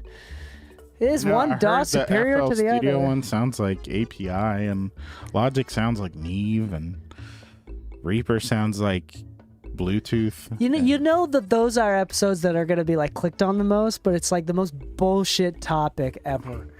You know, people are like, "Oh my gosh, can you tell?" My favorite clickbait ones that I ever like click on are like the best preamp, and then it's like they don't actually say, they're just like, now that you've heard the examples, you make a decision. And I'm like, you know, I like that you did that, but I imagine there's a lot of pissed off people in the comments. My favorite is when I watch a video that compares gear, and It's not level matched or anything.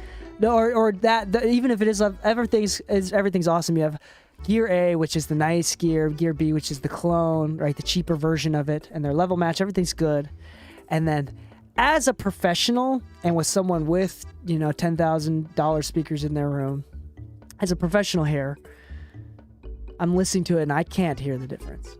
Yeah. And then I go to the comments and everybody's like, "Oh, A is way better, A is way better, A is way better." And then you go to a similar video where it's exact same thing, but this time it's a blind test. Mm-hmm.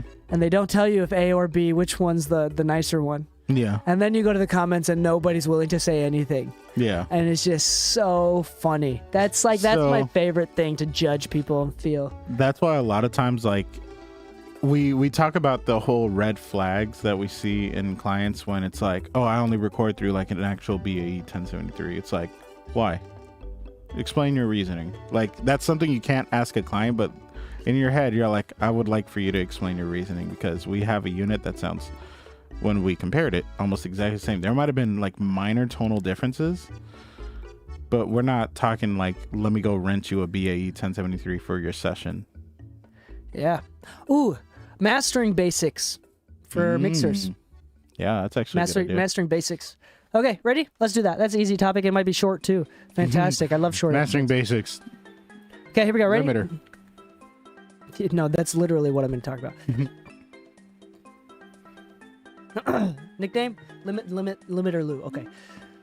Hello and welcome back to the Mixing Music Podcast. I'm your host DK, and with me, as always, is my lovely co-host Limiter Lou. Let me ask you: Have we hit a limit, you and I? Or do we still have much to go? Yeah, because I was talking about together? When I was talking about limiters, I was talking about the limits between our friendship, not the limiters that we use in our computers. Right? Yeah. I just want to make sure that we still have a future together, DK. Not anymore. There's this comedian. He's like, love is so strange because I'm gonna butcher the joke, but he's like, love is so strange because when you're playing football, you don't have to sit back and remind each other that you're still playing football. You know, and when you're in a relationship, you have to continuously remind each other you love each other. You know, like. It's like, oh, you still love me, right? Yeah, we love each other. Okay, good. I just wanted to make sure because I couldn't tell from all of the from all of the gift giving and the sex that we've been having, that we love each other. You know?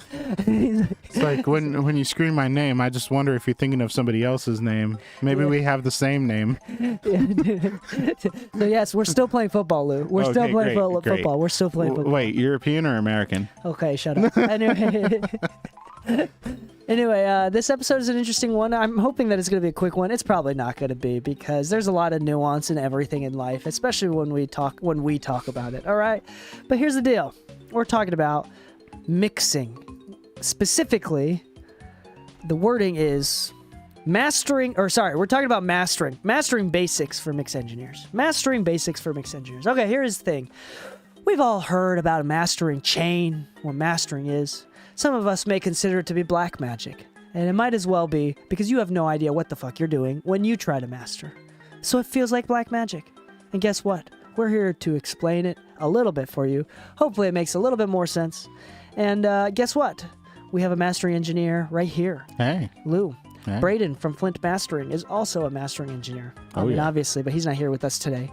But he's in the exclusive episodes. Braden! He's in the exclusive episodes. If you want to hear Braden talk about mastering, just go to mixedmusicpodcast.com/exclusive to get access to all the exclusive episodes, making it 3 times the amount of episodes every single week with Braden. Okay, here it is. So, mastering, this evil art. And before we get into it, let me give myself a little bit of credibility here. Lou is a mastering engineer, does a lot of mastering, also does some mixing as well, right? I'm a mix engineer through and through, but due to some unfortunate and bad experiences, I will openly admit that I prefer to master my own mixes. How dare you? Also, and it's not being said on any other mastering engineer, this is just a personal preference. It's from trauma that I'm unable to cope with, okay? Number 2, although Lou does master some of my records, so that does Once happen. in a while, Yeah. Number 2, I also get hired for just mastering standalone by itself. Actually, mostly from like my corporate label work, like my label work where I have like managers and stuff. That is actually mostly master. From one of the companies, I actually do mostly mastering, which is really oddly interesting. But we're not going to get into that. Now we're going to get into what is mastering. What is mastering? Is it a chain? No. Is it a lifestyle? Yes. It's the Is it chain that you wrap around your neck. It's the ego that you walk around knowing that you're better than every other mixing engineer out there. It's the dick that you sling over your shoulder every morning as you talk to your model wife. My wife is a model. That's no joke. A model in my That's what a eyes. master engineer is. That's what it takes to be a mastering engineer. My favorite description of a mastering engineer I've ever heard is it's usually the older guy in the room that just somehow didn't quit. I was like, I'm not old. There's typically 2 scenarios where a mastering engineer is made or someone gets into mastering. One, specialty. They train under a mastering engineer to master, and all they know is mastering. They don't have any experience mixing. They just master. A lot of the old school mastering engineers do this. A lot of them. They're fantastic, super fantastic. Another is transition. The second is they were mixing, they were producing, and then they found themselves in a position where they're getting thrown a lot of records for mastering because they've built a brand about having a better ear or better understanding about audio, and they kind of like, oh my gosh, wow, I'm gonna get into mastering. They kind of get into it. Lou, I think you're part of that, right? That does kind of, yeah. Like my experience with mastering was like I actually couldn't take on any more mixing work due to busyness. So I was Scaling. I was honestly like transitioning more into mastering to be able to help more people. Like, hey, if you have somebody else mix it, I'm willing to kind of look at it as like a final stage. You can send me the instrumental and acapella, and I can do like a basic stem master, if that. Or you can honestly just have me master the mix and just kind of be like your personal final ear. You know, if that's what you're looking for. And then oddly enough, you know, I ended up working with a lot of bigger names, and now I pretty consistently do some pretty well established engineers masterings. There you go. So there you go. So one is training, and in that sense, I don't think either of us have haven't spent a decade working under Gavin Larson or something like that. You know, that's one way of getting into it. You working, assisting at Sterling Sound or something like that. That's one way of getting into it. But we're talking about mastering, not being a mastering engineer. So let's get into it. So mastering. I'm going to tell you right now, as a mix engineer, in an ideal world, I want to do a mix that I spend a lot of time on, that I love, and I every part of it is intentional. Maybe we've done a dozen revisions with the A&R, with the client, with the artist, dozen revisions. I spent a lot of time, a lot of emotional energy went into this mix. Best case scenario for a mastering engineer is I want to put a limiter on it and have it not change anything other than just be louder. That is the best case scenario for me. And that is only the best case scenario when you're a damn good mixer. In most cases, I don't ever take on students, but this person was recommended to me by Jonah, who's a good friend of ours. And he wanted to learn about the basics of mastering. I was like, you know what? Fuck it, whatever. We'll do it. Let's do it. And what we're talking about mostly is mixing. It's because at the end of the day, if your mastering is not good and you need a big change from mix to master, then it's probably not mastering you need more mixing. Now, mastering can give you a big change, but that's not professionally the intention. I'll put it that way. There is creatively an intention there. And sometimes as a mastering engineer, you might actually get hired for that. And so you might have clients that are looking specifically for that. Just like how you have a mixing engineer where somebody might send you the stems and be like, I want exactly this that we have, just cleaner. And then there are people that hire people like DK, where DK is much more on the creative side of mixing, where it's like, hey, I'm sending it to DK because I want DK to do his thing too. Yeah, because I say fuck your rough mix. Yeah. A mastering engineer doesn't always say fuck your mix. And in fact, most times, if they ever do, they're just not hired again. With that said, there are ways to tonally shape it in ways that can enhance maybe transients while maintaining loudness. There are ways to actually, maybe shape the tones to be a little less harsh if that's kind of what the mastering engineer is kind of listening to. But at the end of the day, it's more about actually retention of the mix. And that's kind of the biggest challenge when people are understanding the basics of mastering. A lot of people ask me, like, how do you master a song? It's like, well, it starts with a good mix. Like, you can't look at mastering as the last 10%. You got to look at it as the last 2%, because that 2% change is very or even audible. The additional 2%. Yeah, exactly. It's a very audible difference when you're the one that's worked on it 1,000 times, but it's a very inaudible difference when you're a consumer listening to it for the first time. Oh, okay, so hold on. I want to actually, with that metaphor, I want to be extra specific on it. Sure. Okay, so I believe that mixing and mix engineers need to take the song not to 98%, but to 100%. Yeah. It's done. It is done. And you send it out to DSPs if you want to, right? Here's the deal. A great mastering engineer will not take my song from 98% to 100%. They take a song from 100% to 101% to 102%. It didn't need it, but then you know there's like this mystical, magical thing.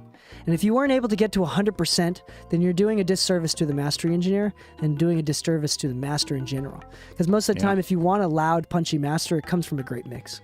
Like a lot of times, it's kind of funny. Everybody talks about like, oh, do you do like fine point EQs, removing frequencies? I'm like, well, that depends. There could be a resonant frequency on purpose. There might have been a synth that resonated at one note, and that note was part of the music. So if you're looking at mastering as correcting the mix, you're not necessarily looking at it right, because you're supposed to communicate that back to the actual engineer so that they can correct it. They have a much more, I guess you could say, fluid way of correcting it, which is go directly to the stem that's problematic, versus applying a general change to the overall blend of everything. Let's say the frequency wasn't an issue for the reverb, you just took it away from the reverb through taking it out of the master. You're actually doing general destructive changes in a master than you are in a mix. So with that notion in mind, mastering is not about a chain. You can have a chain that you like, and in fact I do, and in fact I'll tell everybody what it is. It's Invisible Limiter into Fire the Clip into FabFilter Pro L2, but all of them are set to default, and as in they're not doing jack shit. They do whatever I tell it to do, but I do like that chain. I've noticed that it works for me, but if you notice, they don't have any tonal characteristics outside of transient shaping through limiting and clipping. At no point did I mention any EQ or saturation of some form outside of the clipper, but even the clipper, I like it to be as inaudible as possible. Reason being is if I can push it a little more and that's all it needs, chances are that that's all the client wanted. I have one client that's very specific. If I take half a decibel out at, let's say, 500 hertz, he will email me back telling me, hey, you took 500 hertz out. Why did you take 500 hertz out? It's like, I thought it was a little boxy. It's like, okay, I sent you a new mix with less of 500 hertz. Please do what you did, but on that, and don't take more of that 500. That is intense. Yeah, and then I'm telling you, I feel that way, but I've had clients that tell me like, hey, can you boost 5K 0.3 with this specific plugin? And that's totally cool. That's wild. That's wild though, but yeah. Yeah, but to me, it's like, cool because you're a cool person. That's not cool. Yeah. Like, I'll be honest, like at the end of the day, my clients are happy. And that's no matter what business you're in, no matter what type of engineer, your clients are happy, whether they want major changes or whether they want no changes. Okay. In DK's case, no changes are better. Yeah. Even if it is louder, if he can hear it, it's too much. Yeah, because here's the thing: most limiters are not fully transparent. No. Okay.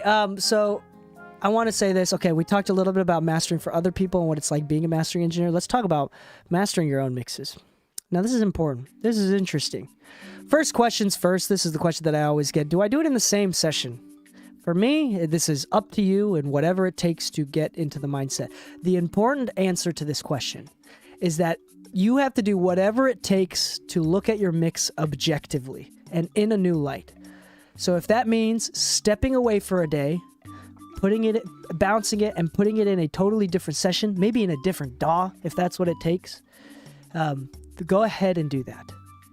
Because the point is, you need to be objective. You need to look at it with a clear ears, clear mind, be able to look at it, okay? Which is really difficult to do if you produced it, if you wrote the song, you're singing the song and doing all this stuff. It's really difficult to do, genuinely. So that's why most of the time people hire out for mastering specifically. But if you're going to commit to doing it yourself, take the time away from the computer, take the time away from the song, whatever it takes. For me, when I mix a song, I master in the same session. I just use the mix bus. Everything goes to the mix bus, and I put my stuff on the mix bus. And sometimes, recently, I'm in a phase where I do almost nothing. But there's been times in my career where I do a lot, and I take up like almost 8 to 10 of the inserts, but now I almost do anything. I don't do anything. I rarely do anything. It's just kind of phases. I'm trying different things out, trying different tools. That's just how I work. But I do it in the same session. Lou, when you master your own mixes, how do you go about it? Is there any other tips that you recommend, mentality wise? So I don't listen to the song for a day or two at all. That's the best thing. I don't allow myself to hear it. I know that my clients might hear it and send me revision requests, and that's totally cool. I might do that revision request and then still not listen to it for another day. But I always let the client know, like, hey, once you approve the mix and I move on to mastering, it's going to be about a day or two. And they're always kind of confused, like, you can't do it today. It's like, I just want to hear it objectively, or I should hire somebody else. The reason being is that once you've heard something a million times for a day, certain things just become embedded in what you're hearing, and they are not necessarily problematic anymore. It's kind of like when you take a high shelf EQ, right? And you start rolling off the low end only to find resonance in the mid-range that you didn't notice before, because the low end is so prominent that it kind of masked the resonance in the mid-range. But if you start taking that resonance out of the mid-range and you take that high pass off, the mid-range for some reason now just feels a little hollow.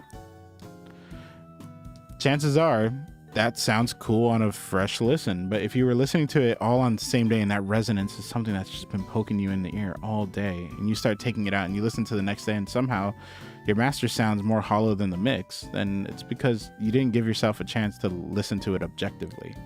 You know, so I try to remove myself for like a day or two, and then I do it on a separate session. Reason being is that a master will not affect the mix. If you listen to it in 2 days and there's an issue with the mix, go back to the mix. It's not ready for mastering. Amen. Yeah. Now, with that said, let's say that you like it and you just feel like, oh, okay, I feel like it can use a flourish, but I don't hear it on a specific track. Then some master bus processing into mastering is a good idea. And at that point, that there's the talk about the difference between master bus processing and mastering, because there are tonal changes that you can make before a master. You know, you could put some saturation on your master bus. You could throw a compressor on it if you feel like it needs a little more glue and you think like an SSL G bus might do the trick, and you try it out and you do it, and then great, you know what, that did the trick. But that's not mastering. That's just master bus processing. That's just doing a general change to the mix.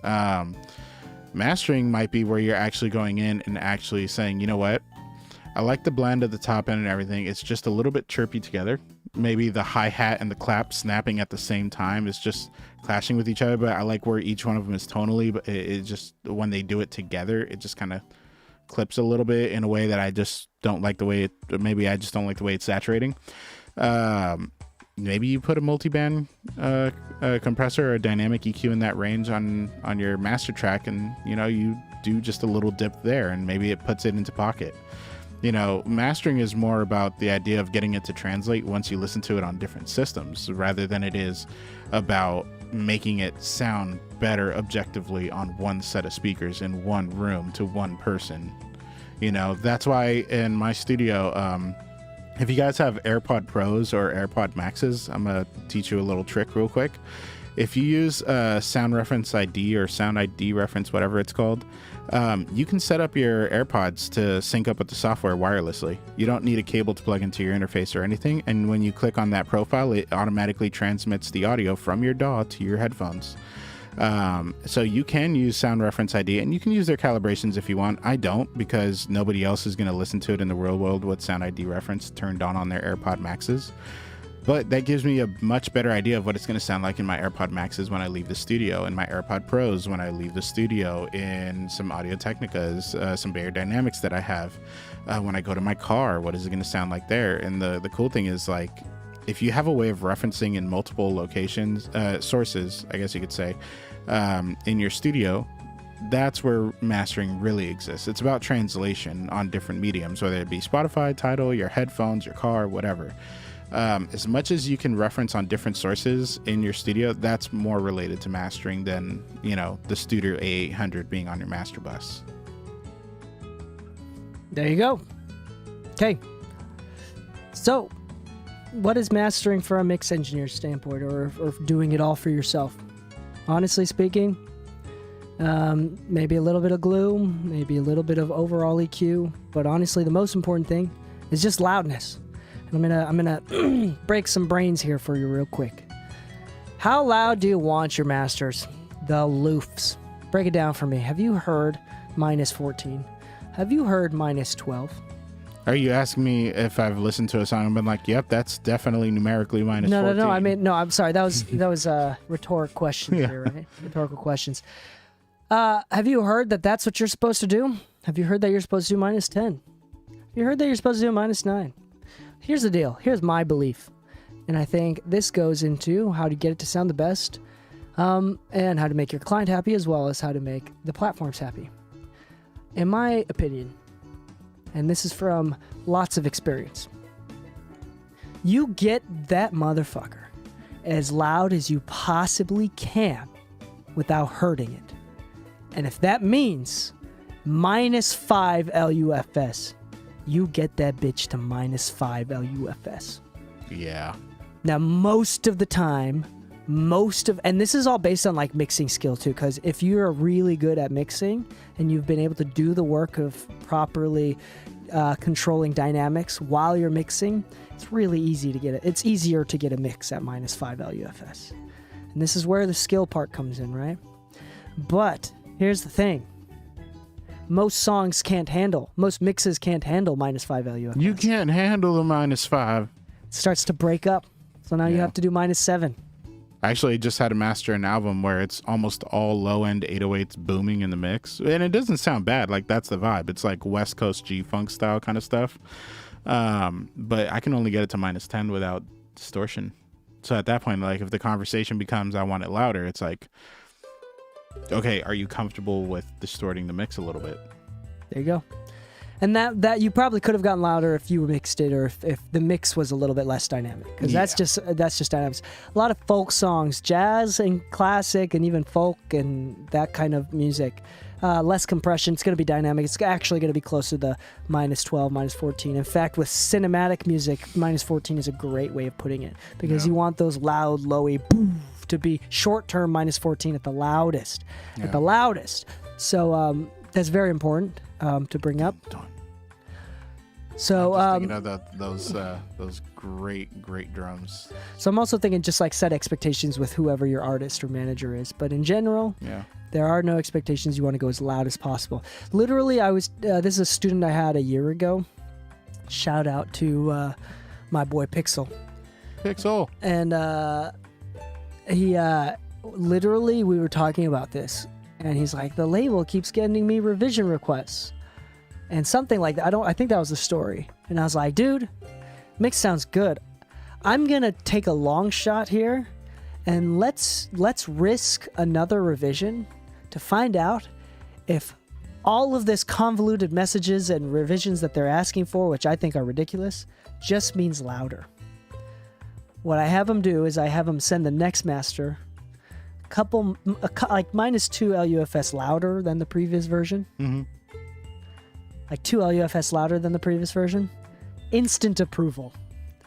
And in most cases, in working, I don't want to say corporate, that's not the right word, but working with companies, with labels, with libraries, with anything of this sort, almost always, unless it's really classical cinematic stuff, louder is always better. Yeah. Very rarely. And I would even go as far as to always just assume that that's an always rule, like 100% rule. And then the one time they're like, actually, this is the type of music we want dynamic. That's a revision. That's okay. Like, okay, cool. I can back off on this one. Sweet.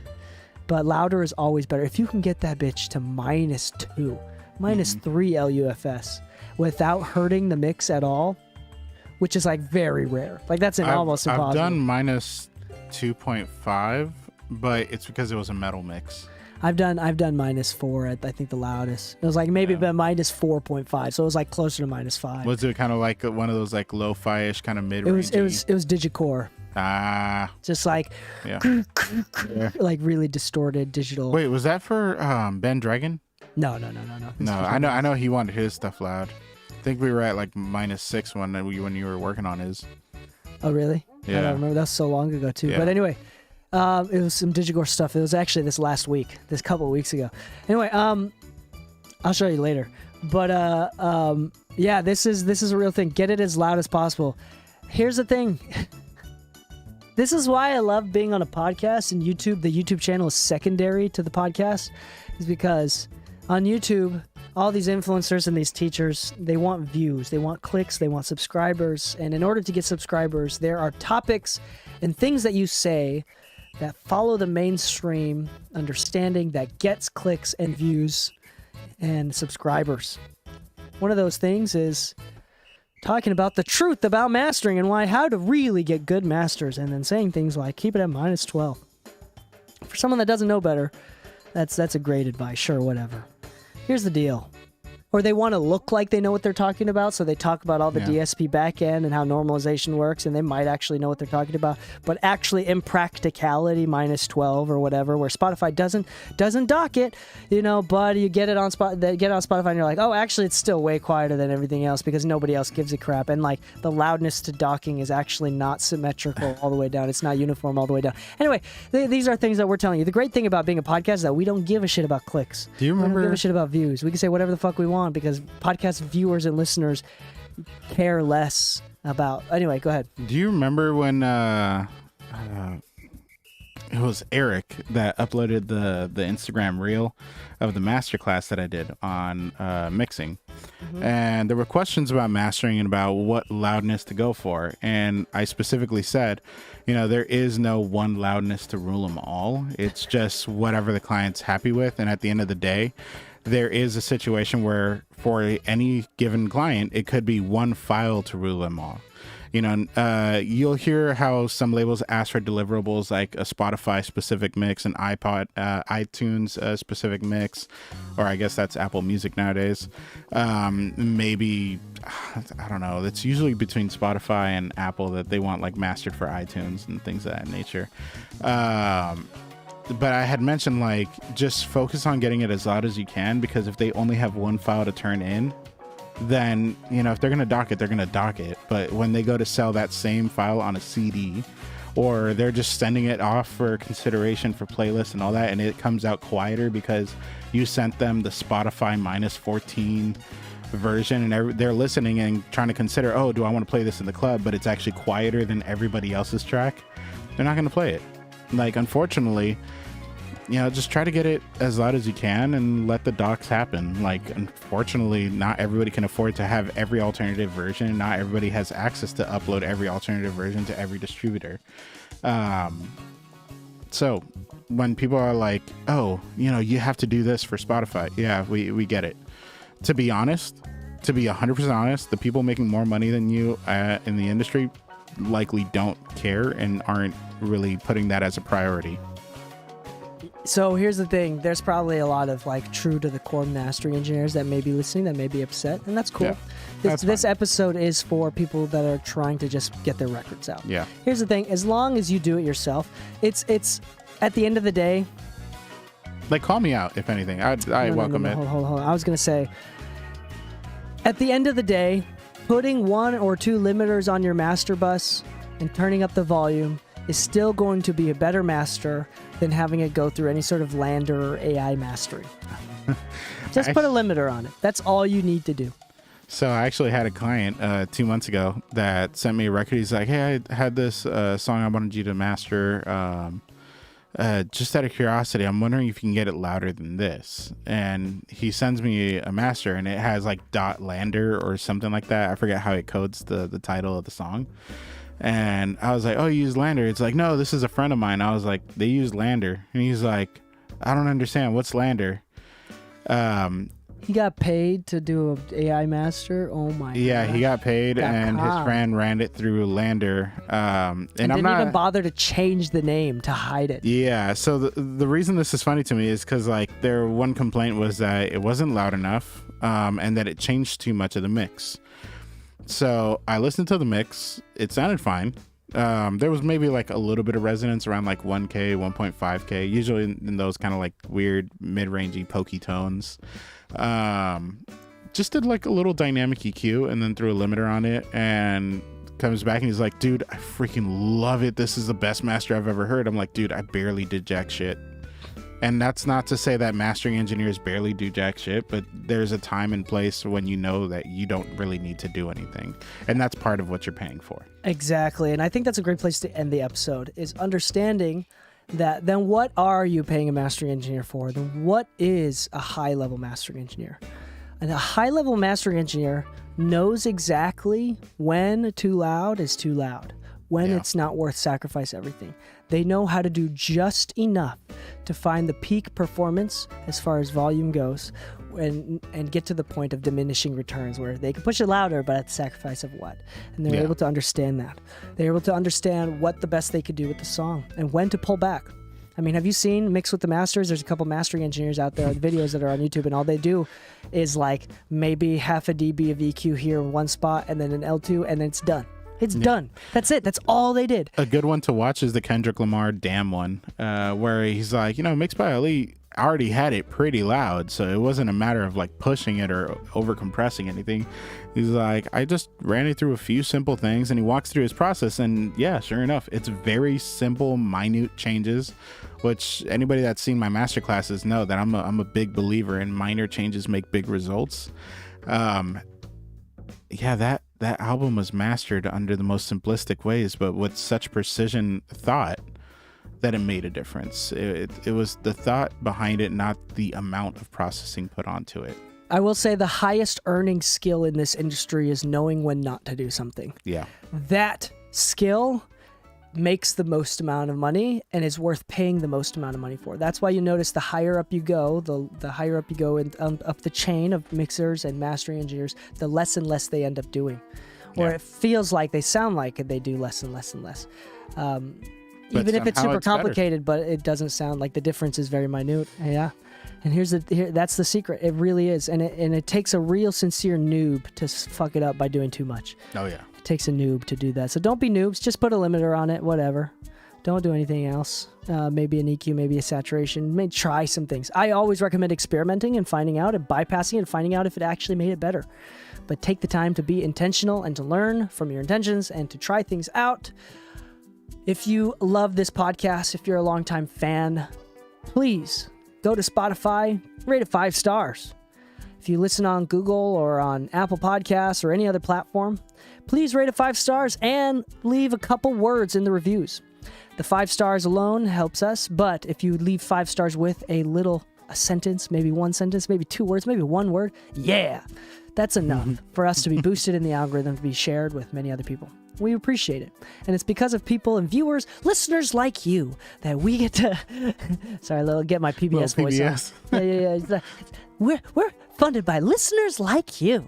And just do that. Just give us a little love. We do that. We appreciate that. Also, if you're interested in listening to more content, go to mixedmusicpodcast.com/exclusive for exclusive episodes of the Mixed Music Podcast. Join us. We have lots and lots of awesome listeners, and we have great content. 3 times the amount of content, actually, if you go listen to the exclusive episodes. And we've been releasing the archive versions every Thursday as well from over a year ago. Yes, we've been doing it that long. Lots, you get access to the whole library. You can just binge it all. Anyway, thank you so much for listening. We love you very much. Happy mixing, my friends. And stay saucy.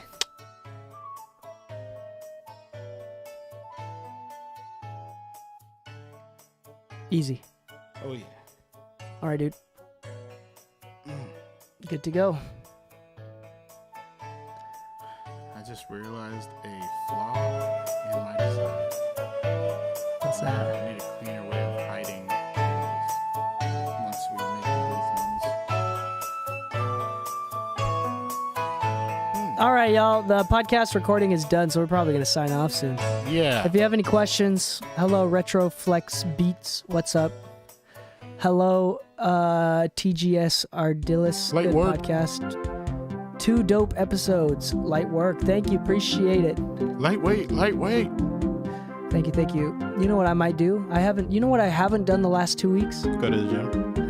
That, as well as worked out at all in general. So Really? Oh, you just took a break after the marathon? Yeah. My body was hurting after the first one, and then I kept training for the second one, and then I ran the second one with very little to no interference. It was actually really great. There was some pain, but it was manageable, so it was fine.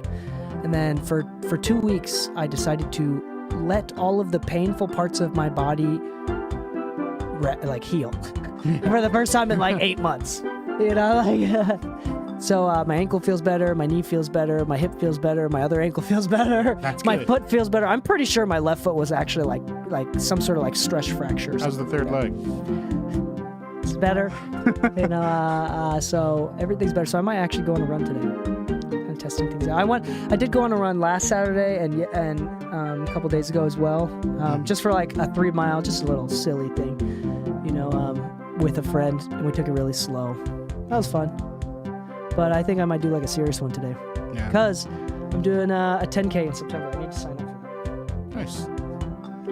No, I barely just started loading back up some of the weight that I was doing since before the Post hernia? Yeah. Yeah. So, yesterday we were doing a chest day, me and Anna, and I was doing the 50-pound dumbbells, doing chest press, on the bench and all that.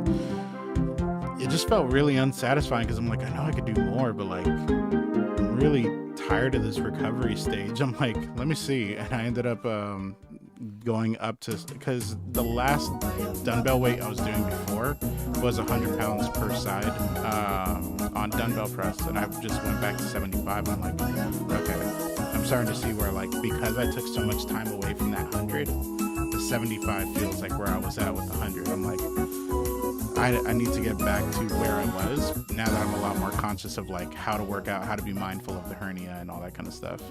Are you swimming still Yeah, from time to time? yeah. Have you started taking protein? You should. I Go to Costco and get like protein. I have a tub, and I do, but I take it with like my oatmeal and stuff. But I usually have like the protein bars or something while I work out or after I work out. Okay. Yeah, I always try to consume like between like 20 and 30 a day, at least from supplemental things. Oh, okay, got Yeah, it. yeah. Got it. I was like, that's not a lot. That's- It's not, but a lot of people 20, are 30 like, total? I was like, God damn, what are you eating? Just carbs all day? I mean, if you count Starbucks, kind of. All right. Well, we're going to sign off. If there's no questions, no hangout. Man, I started reading a new manga. Maybe this is the last thing I bring up. I mean, there's a lot of dark anime Yeah, and dark manga. yeah. This manga is recommended to me. I found it, I don't know how, through recommendation. It's really popular. It's a very old one, and it's really popular. It's been going around for decades. It's what inspired the big swords from like Bleach and stuff. No shit. Okay. Yeah. The Great Sword. The big, like some of like the style of having a big sword, an oversized sword. It's called Berserk. Oh, I've heard of it. Dude, Yeah. it's fucking dark. It's such a good story so far. I'm only like 10 chapters in. But don't they actually have It's- an it's- adapted anime to it? Yeah, they do. Yeah. But I'm not from But you're everything reading that the I'm comic. recommending. Yeah. Everything that I've read, reading it is significantly better than anything else, which it almost always Yeah. is. It almost always is. It's the same thing for Pokemon. There's like 10 years worth of comics before the first episode. Yeah, Yeah. dude, I'm gonna have to, like, it's a good thing that I do weekly therapy because the story is really good, but it is genuinely so dark. I like this. That, I like this. and here's the thing, I know that in itself is no, dude, Detective Conan is light work, dude. Conan is light work. No, I'm telling you, dude. I'm telling you. Berserk is crazy. It goes into the idea of like, because the entire point of the story, like the story is about this guy, but it's really about, all the chapters, okay, yeah, all the chapters, yeah, they're just the size of it. First off, do you know what Conan is? Classic. That's an anime that I grew up watching. It's like Scooby-Doo, a Japanese version of Scooby-Doo. Anyway, like mystery, but it's more fun because it's like actual mysterious things and then like solve problems. It's this kid that's a detective, so it's basically Sherlock Holmes, but like a kid's version. So there's like murders and he solves them, and they're like all the cleverest ways to murder someone. It's like It's actually really interesting. Anyway, a good story. But anyway, Berserk is crazy. It dives into like it gets you invested onto these backstories of these emotional characters, and then fucking destroys them or whatever. You think you know everything about you. You learn to hate this guy, and then at the end of it, you're like, "Oh my gosh, I cannot believe that happened to him." Yeah. Like it goes into like rape as well, and like Yeah. molestation, things like that. Or it's kind just of like the horrible. other side of the coin, so to speak. It's just horrendous things that happen to the main character, that happen to people around him.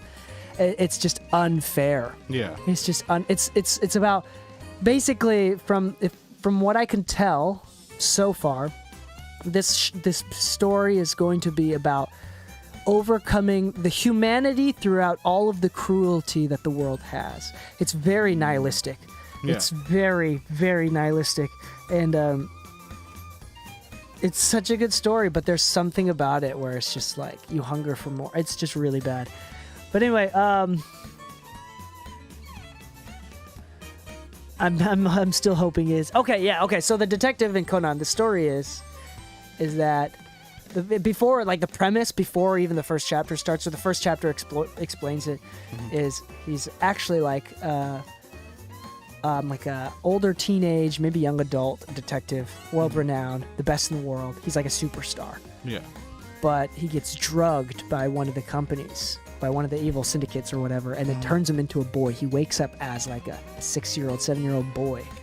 And so the only way he could solve cases is by helping his uncle, who's a shitty detective, like a really shitty one, by giving his uncle all the clues, and he gets all the credit for solving all these cases, but it's actually the boy. Conan. It's really good. really good. It's classic. It's literally like Scooby-Doo in Japan as far as like popularity and like Except everybody that Scooby-Doo never watches. got turned into a pup. He didn't Well, also, suddenly become I mean, Scrappy. I'm talking about like popularity Yeah. and cultural significance to. Could you imagine it's Scrappy Doo doing all the detective work?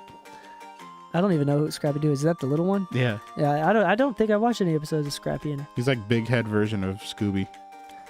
Anyway, He's the Funko Pop. of I'm Scooby. like as someone that is Japanese that grew up watching tons of like anime and stuff. I think Jujutsu Kaisen is fine. I think it's cool. I think it's like every classic. It's like the classic Shonen Jump archetype. I can explain to you every single Shonen Jump comic. Think about this: Naruto, One Piece, Dragon Ball, Hunter x Hunter, Jujutsu Kaisen. All of these, Abandoned child. yeah, all of these are the same. Black Clover. Every single one is the same exact archetype. It's about a young man, who is either who's probably incredibly dumb, naive, and ungifted. Supposedly ungifted. He works really, really hard. For some reason.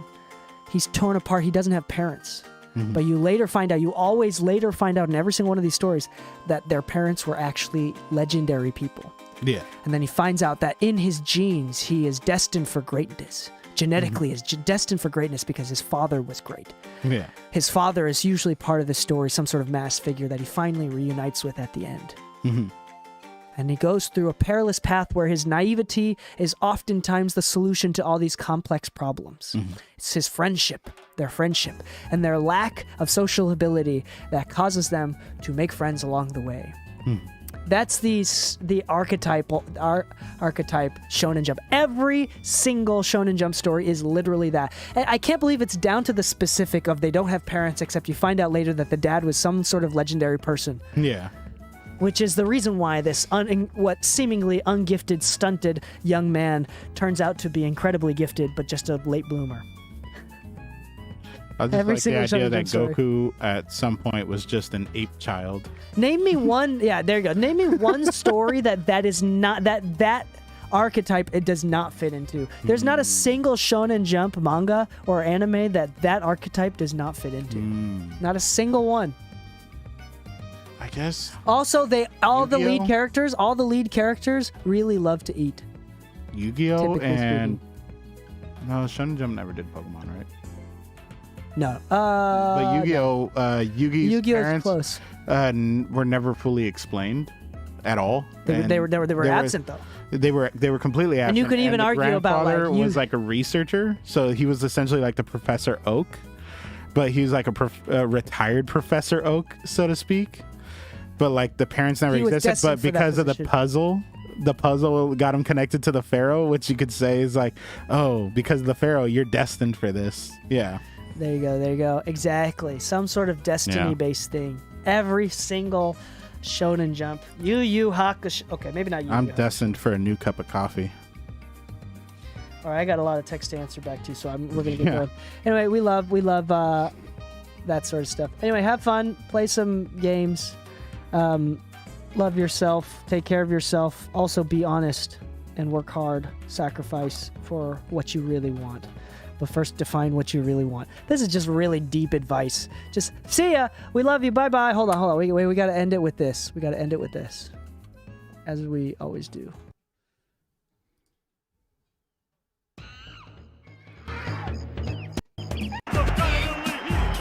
Have a good night. And have a good day.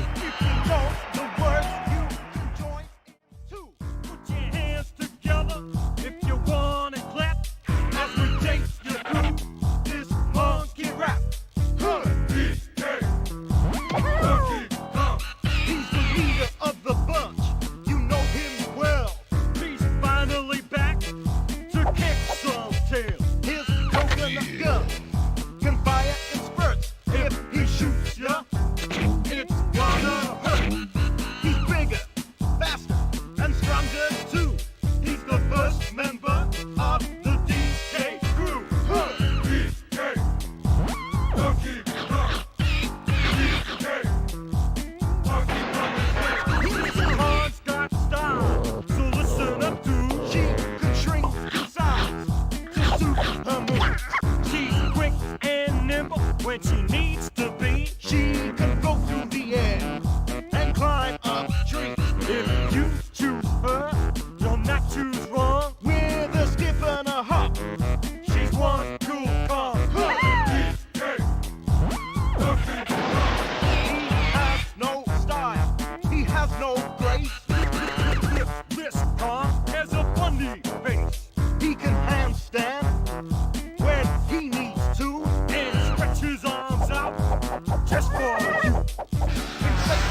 swell, just like a balloon. This crazy calm just digs this tune. Donkey Kong. DK. Donkey Kong is here. He's back again, and about time too. And this time, he's in the mood. He's a fly real high with his jetpack on, with his pistols out. He's one tough calm. He'll make you smile when places do. But remnants beware, 'cause he's after you. Donkey Kong. Finally, he's here for you. It's the last member of the DK crew. This Kong's so strong, it isn't funny. Can make a gremlin cry out for love. Can pick up a boulder with relative ease. Make crushing seem such a breeze. He may move slow, he can't jump high, but this Kong's one hell of a guy. Come on, Cranky, take it to the fridge. Walnuts, peanuts, pineapple smells, grapes, melons, oranges, and coconut shells. Oh yeah, walnuts, peanuts, pineapple smells, grapes, melons, oranges, and coconut shells. Oh yeah.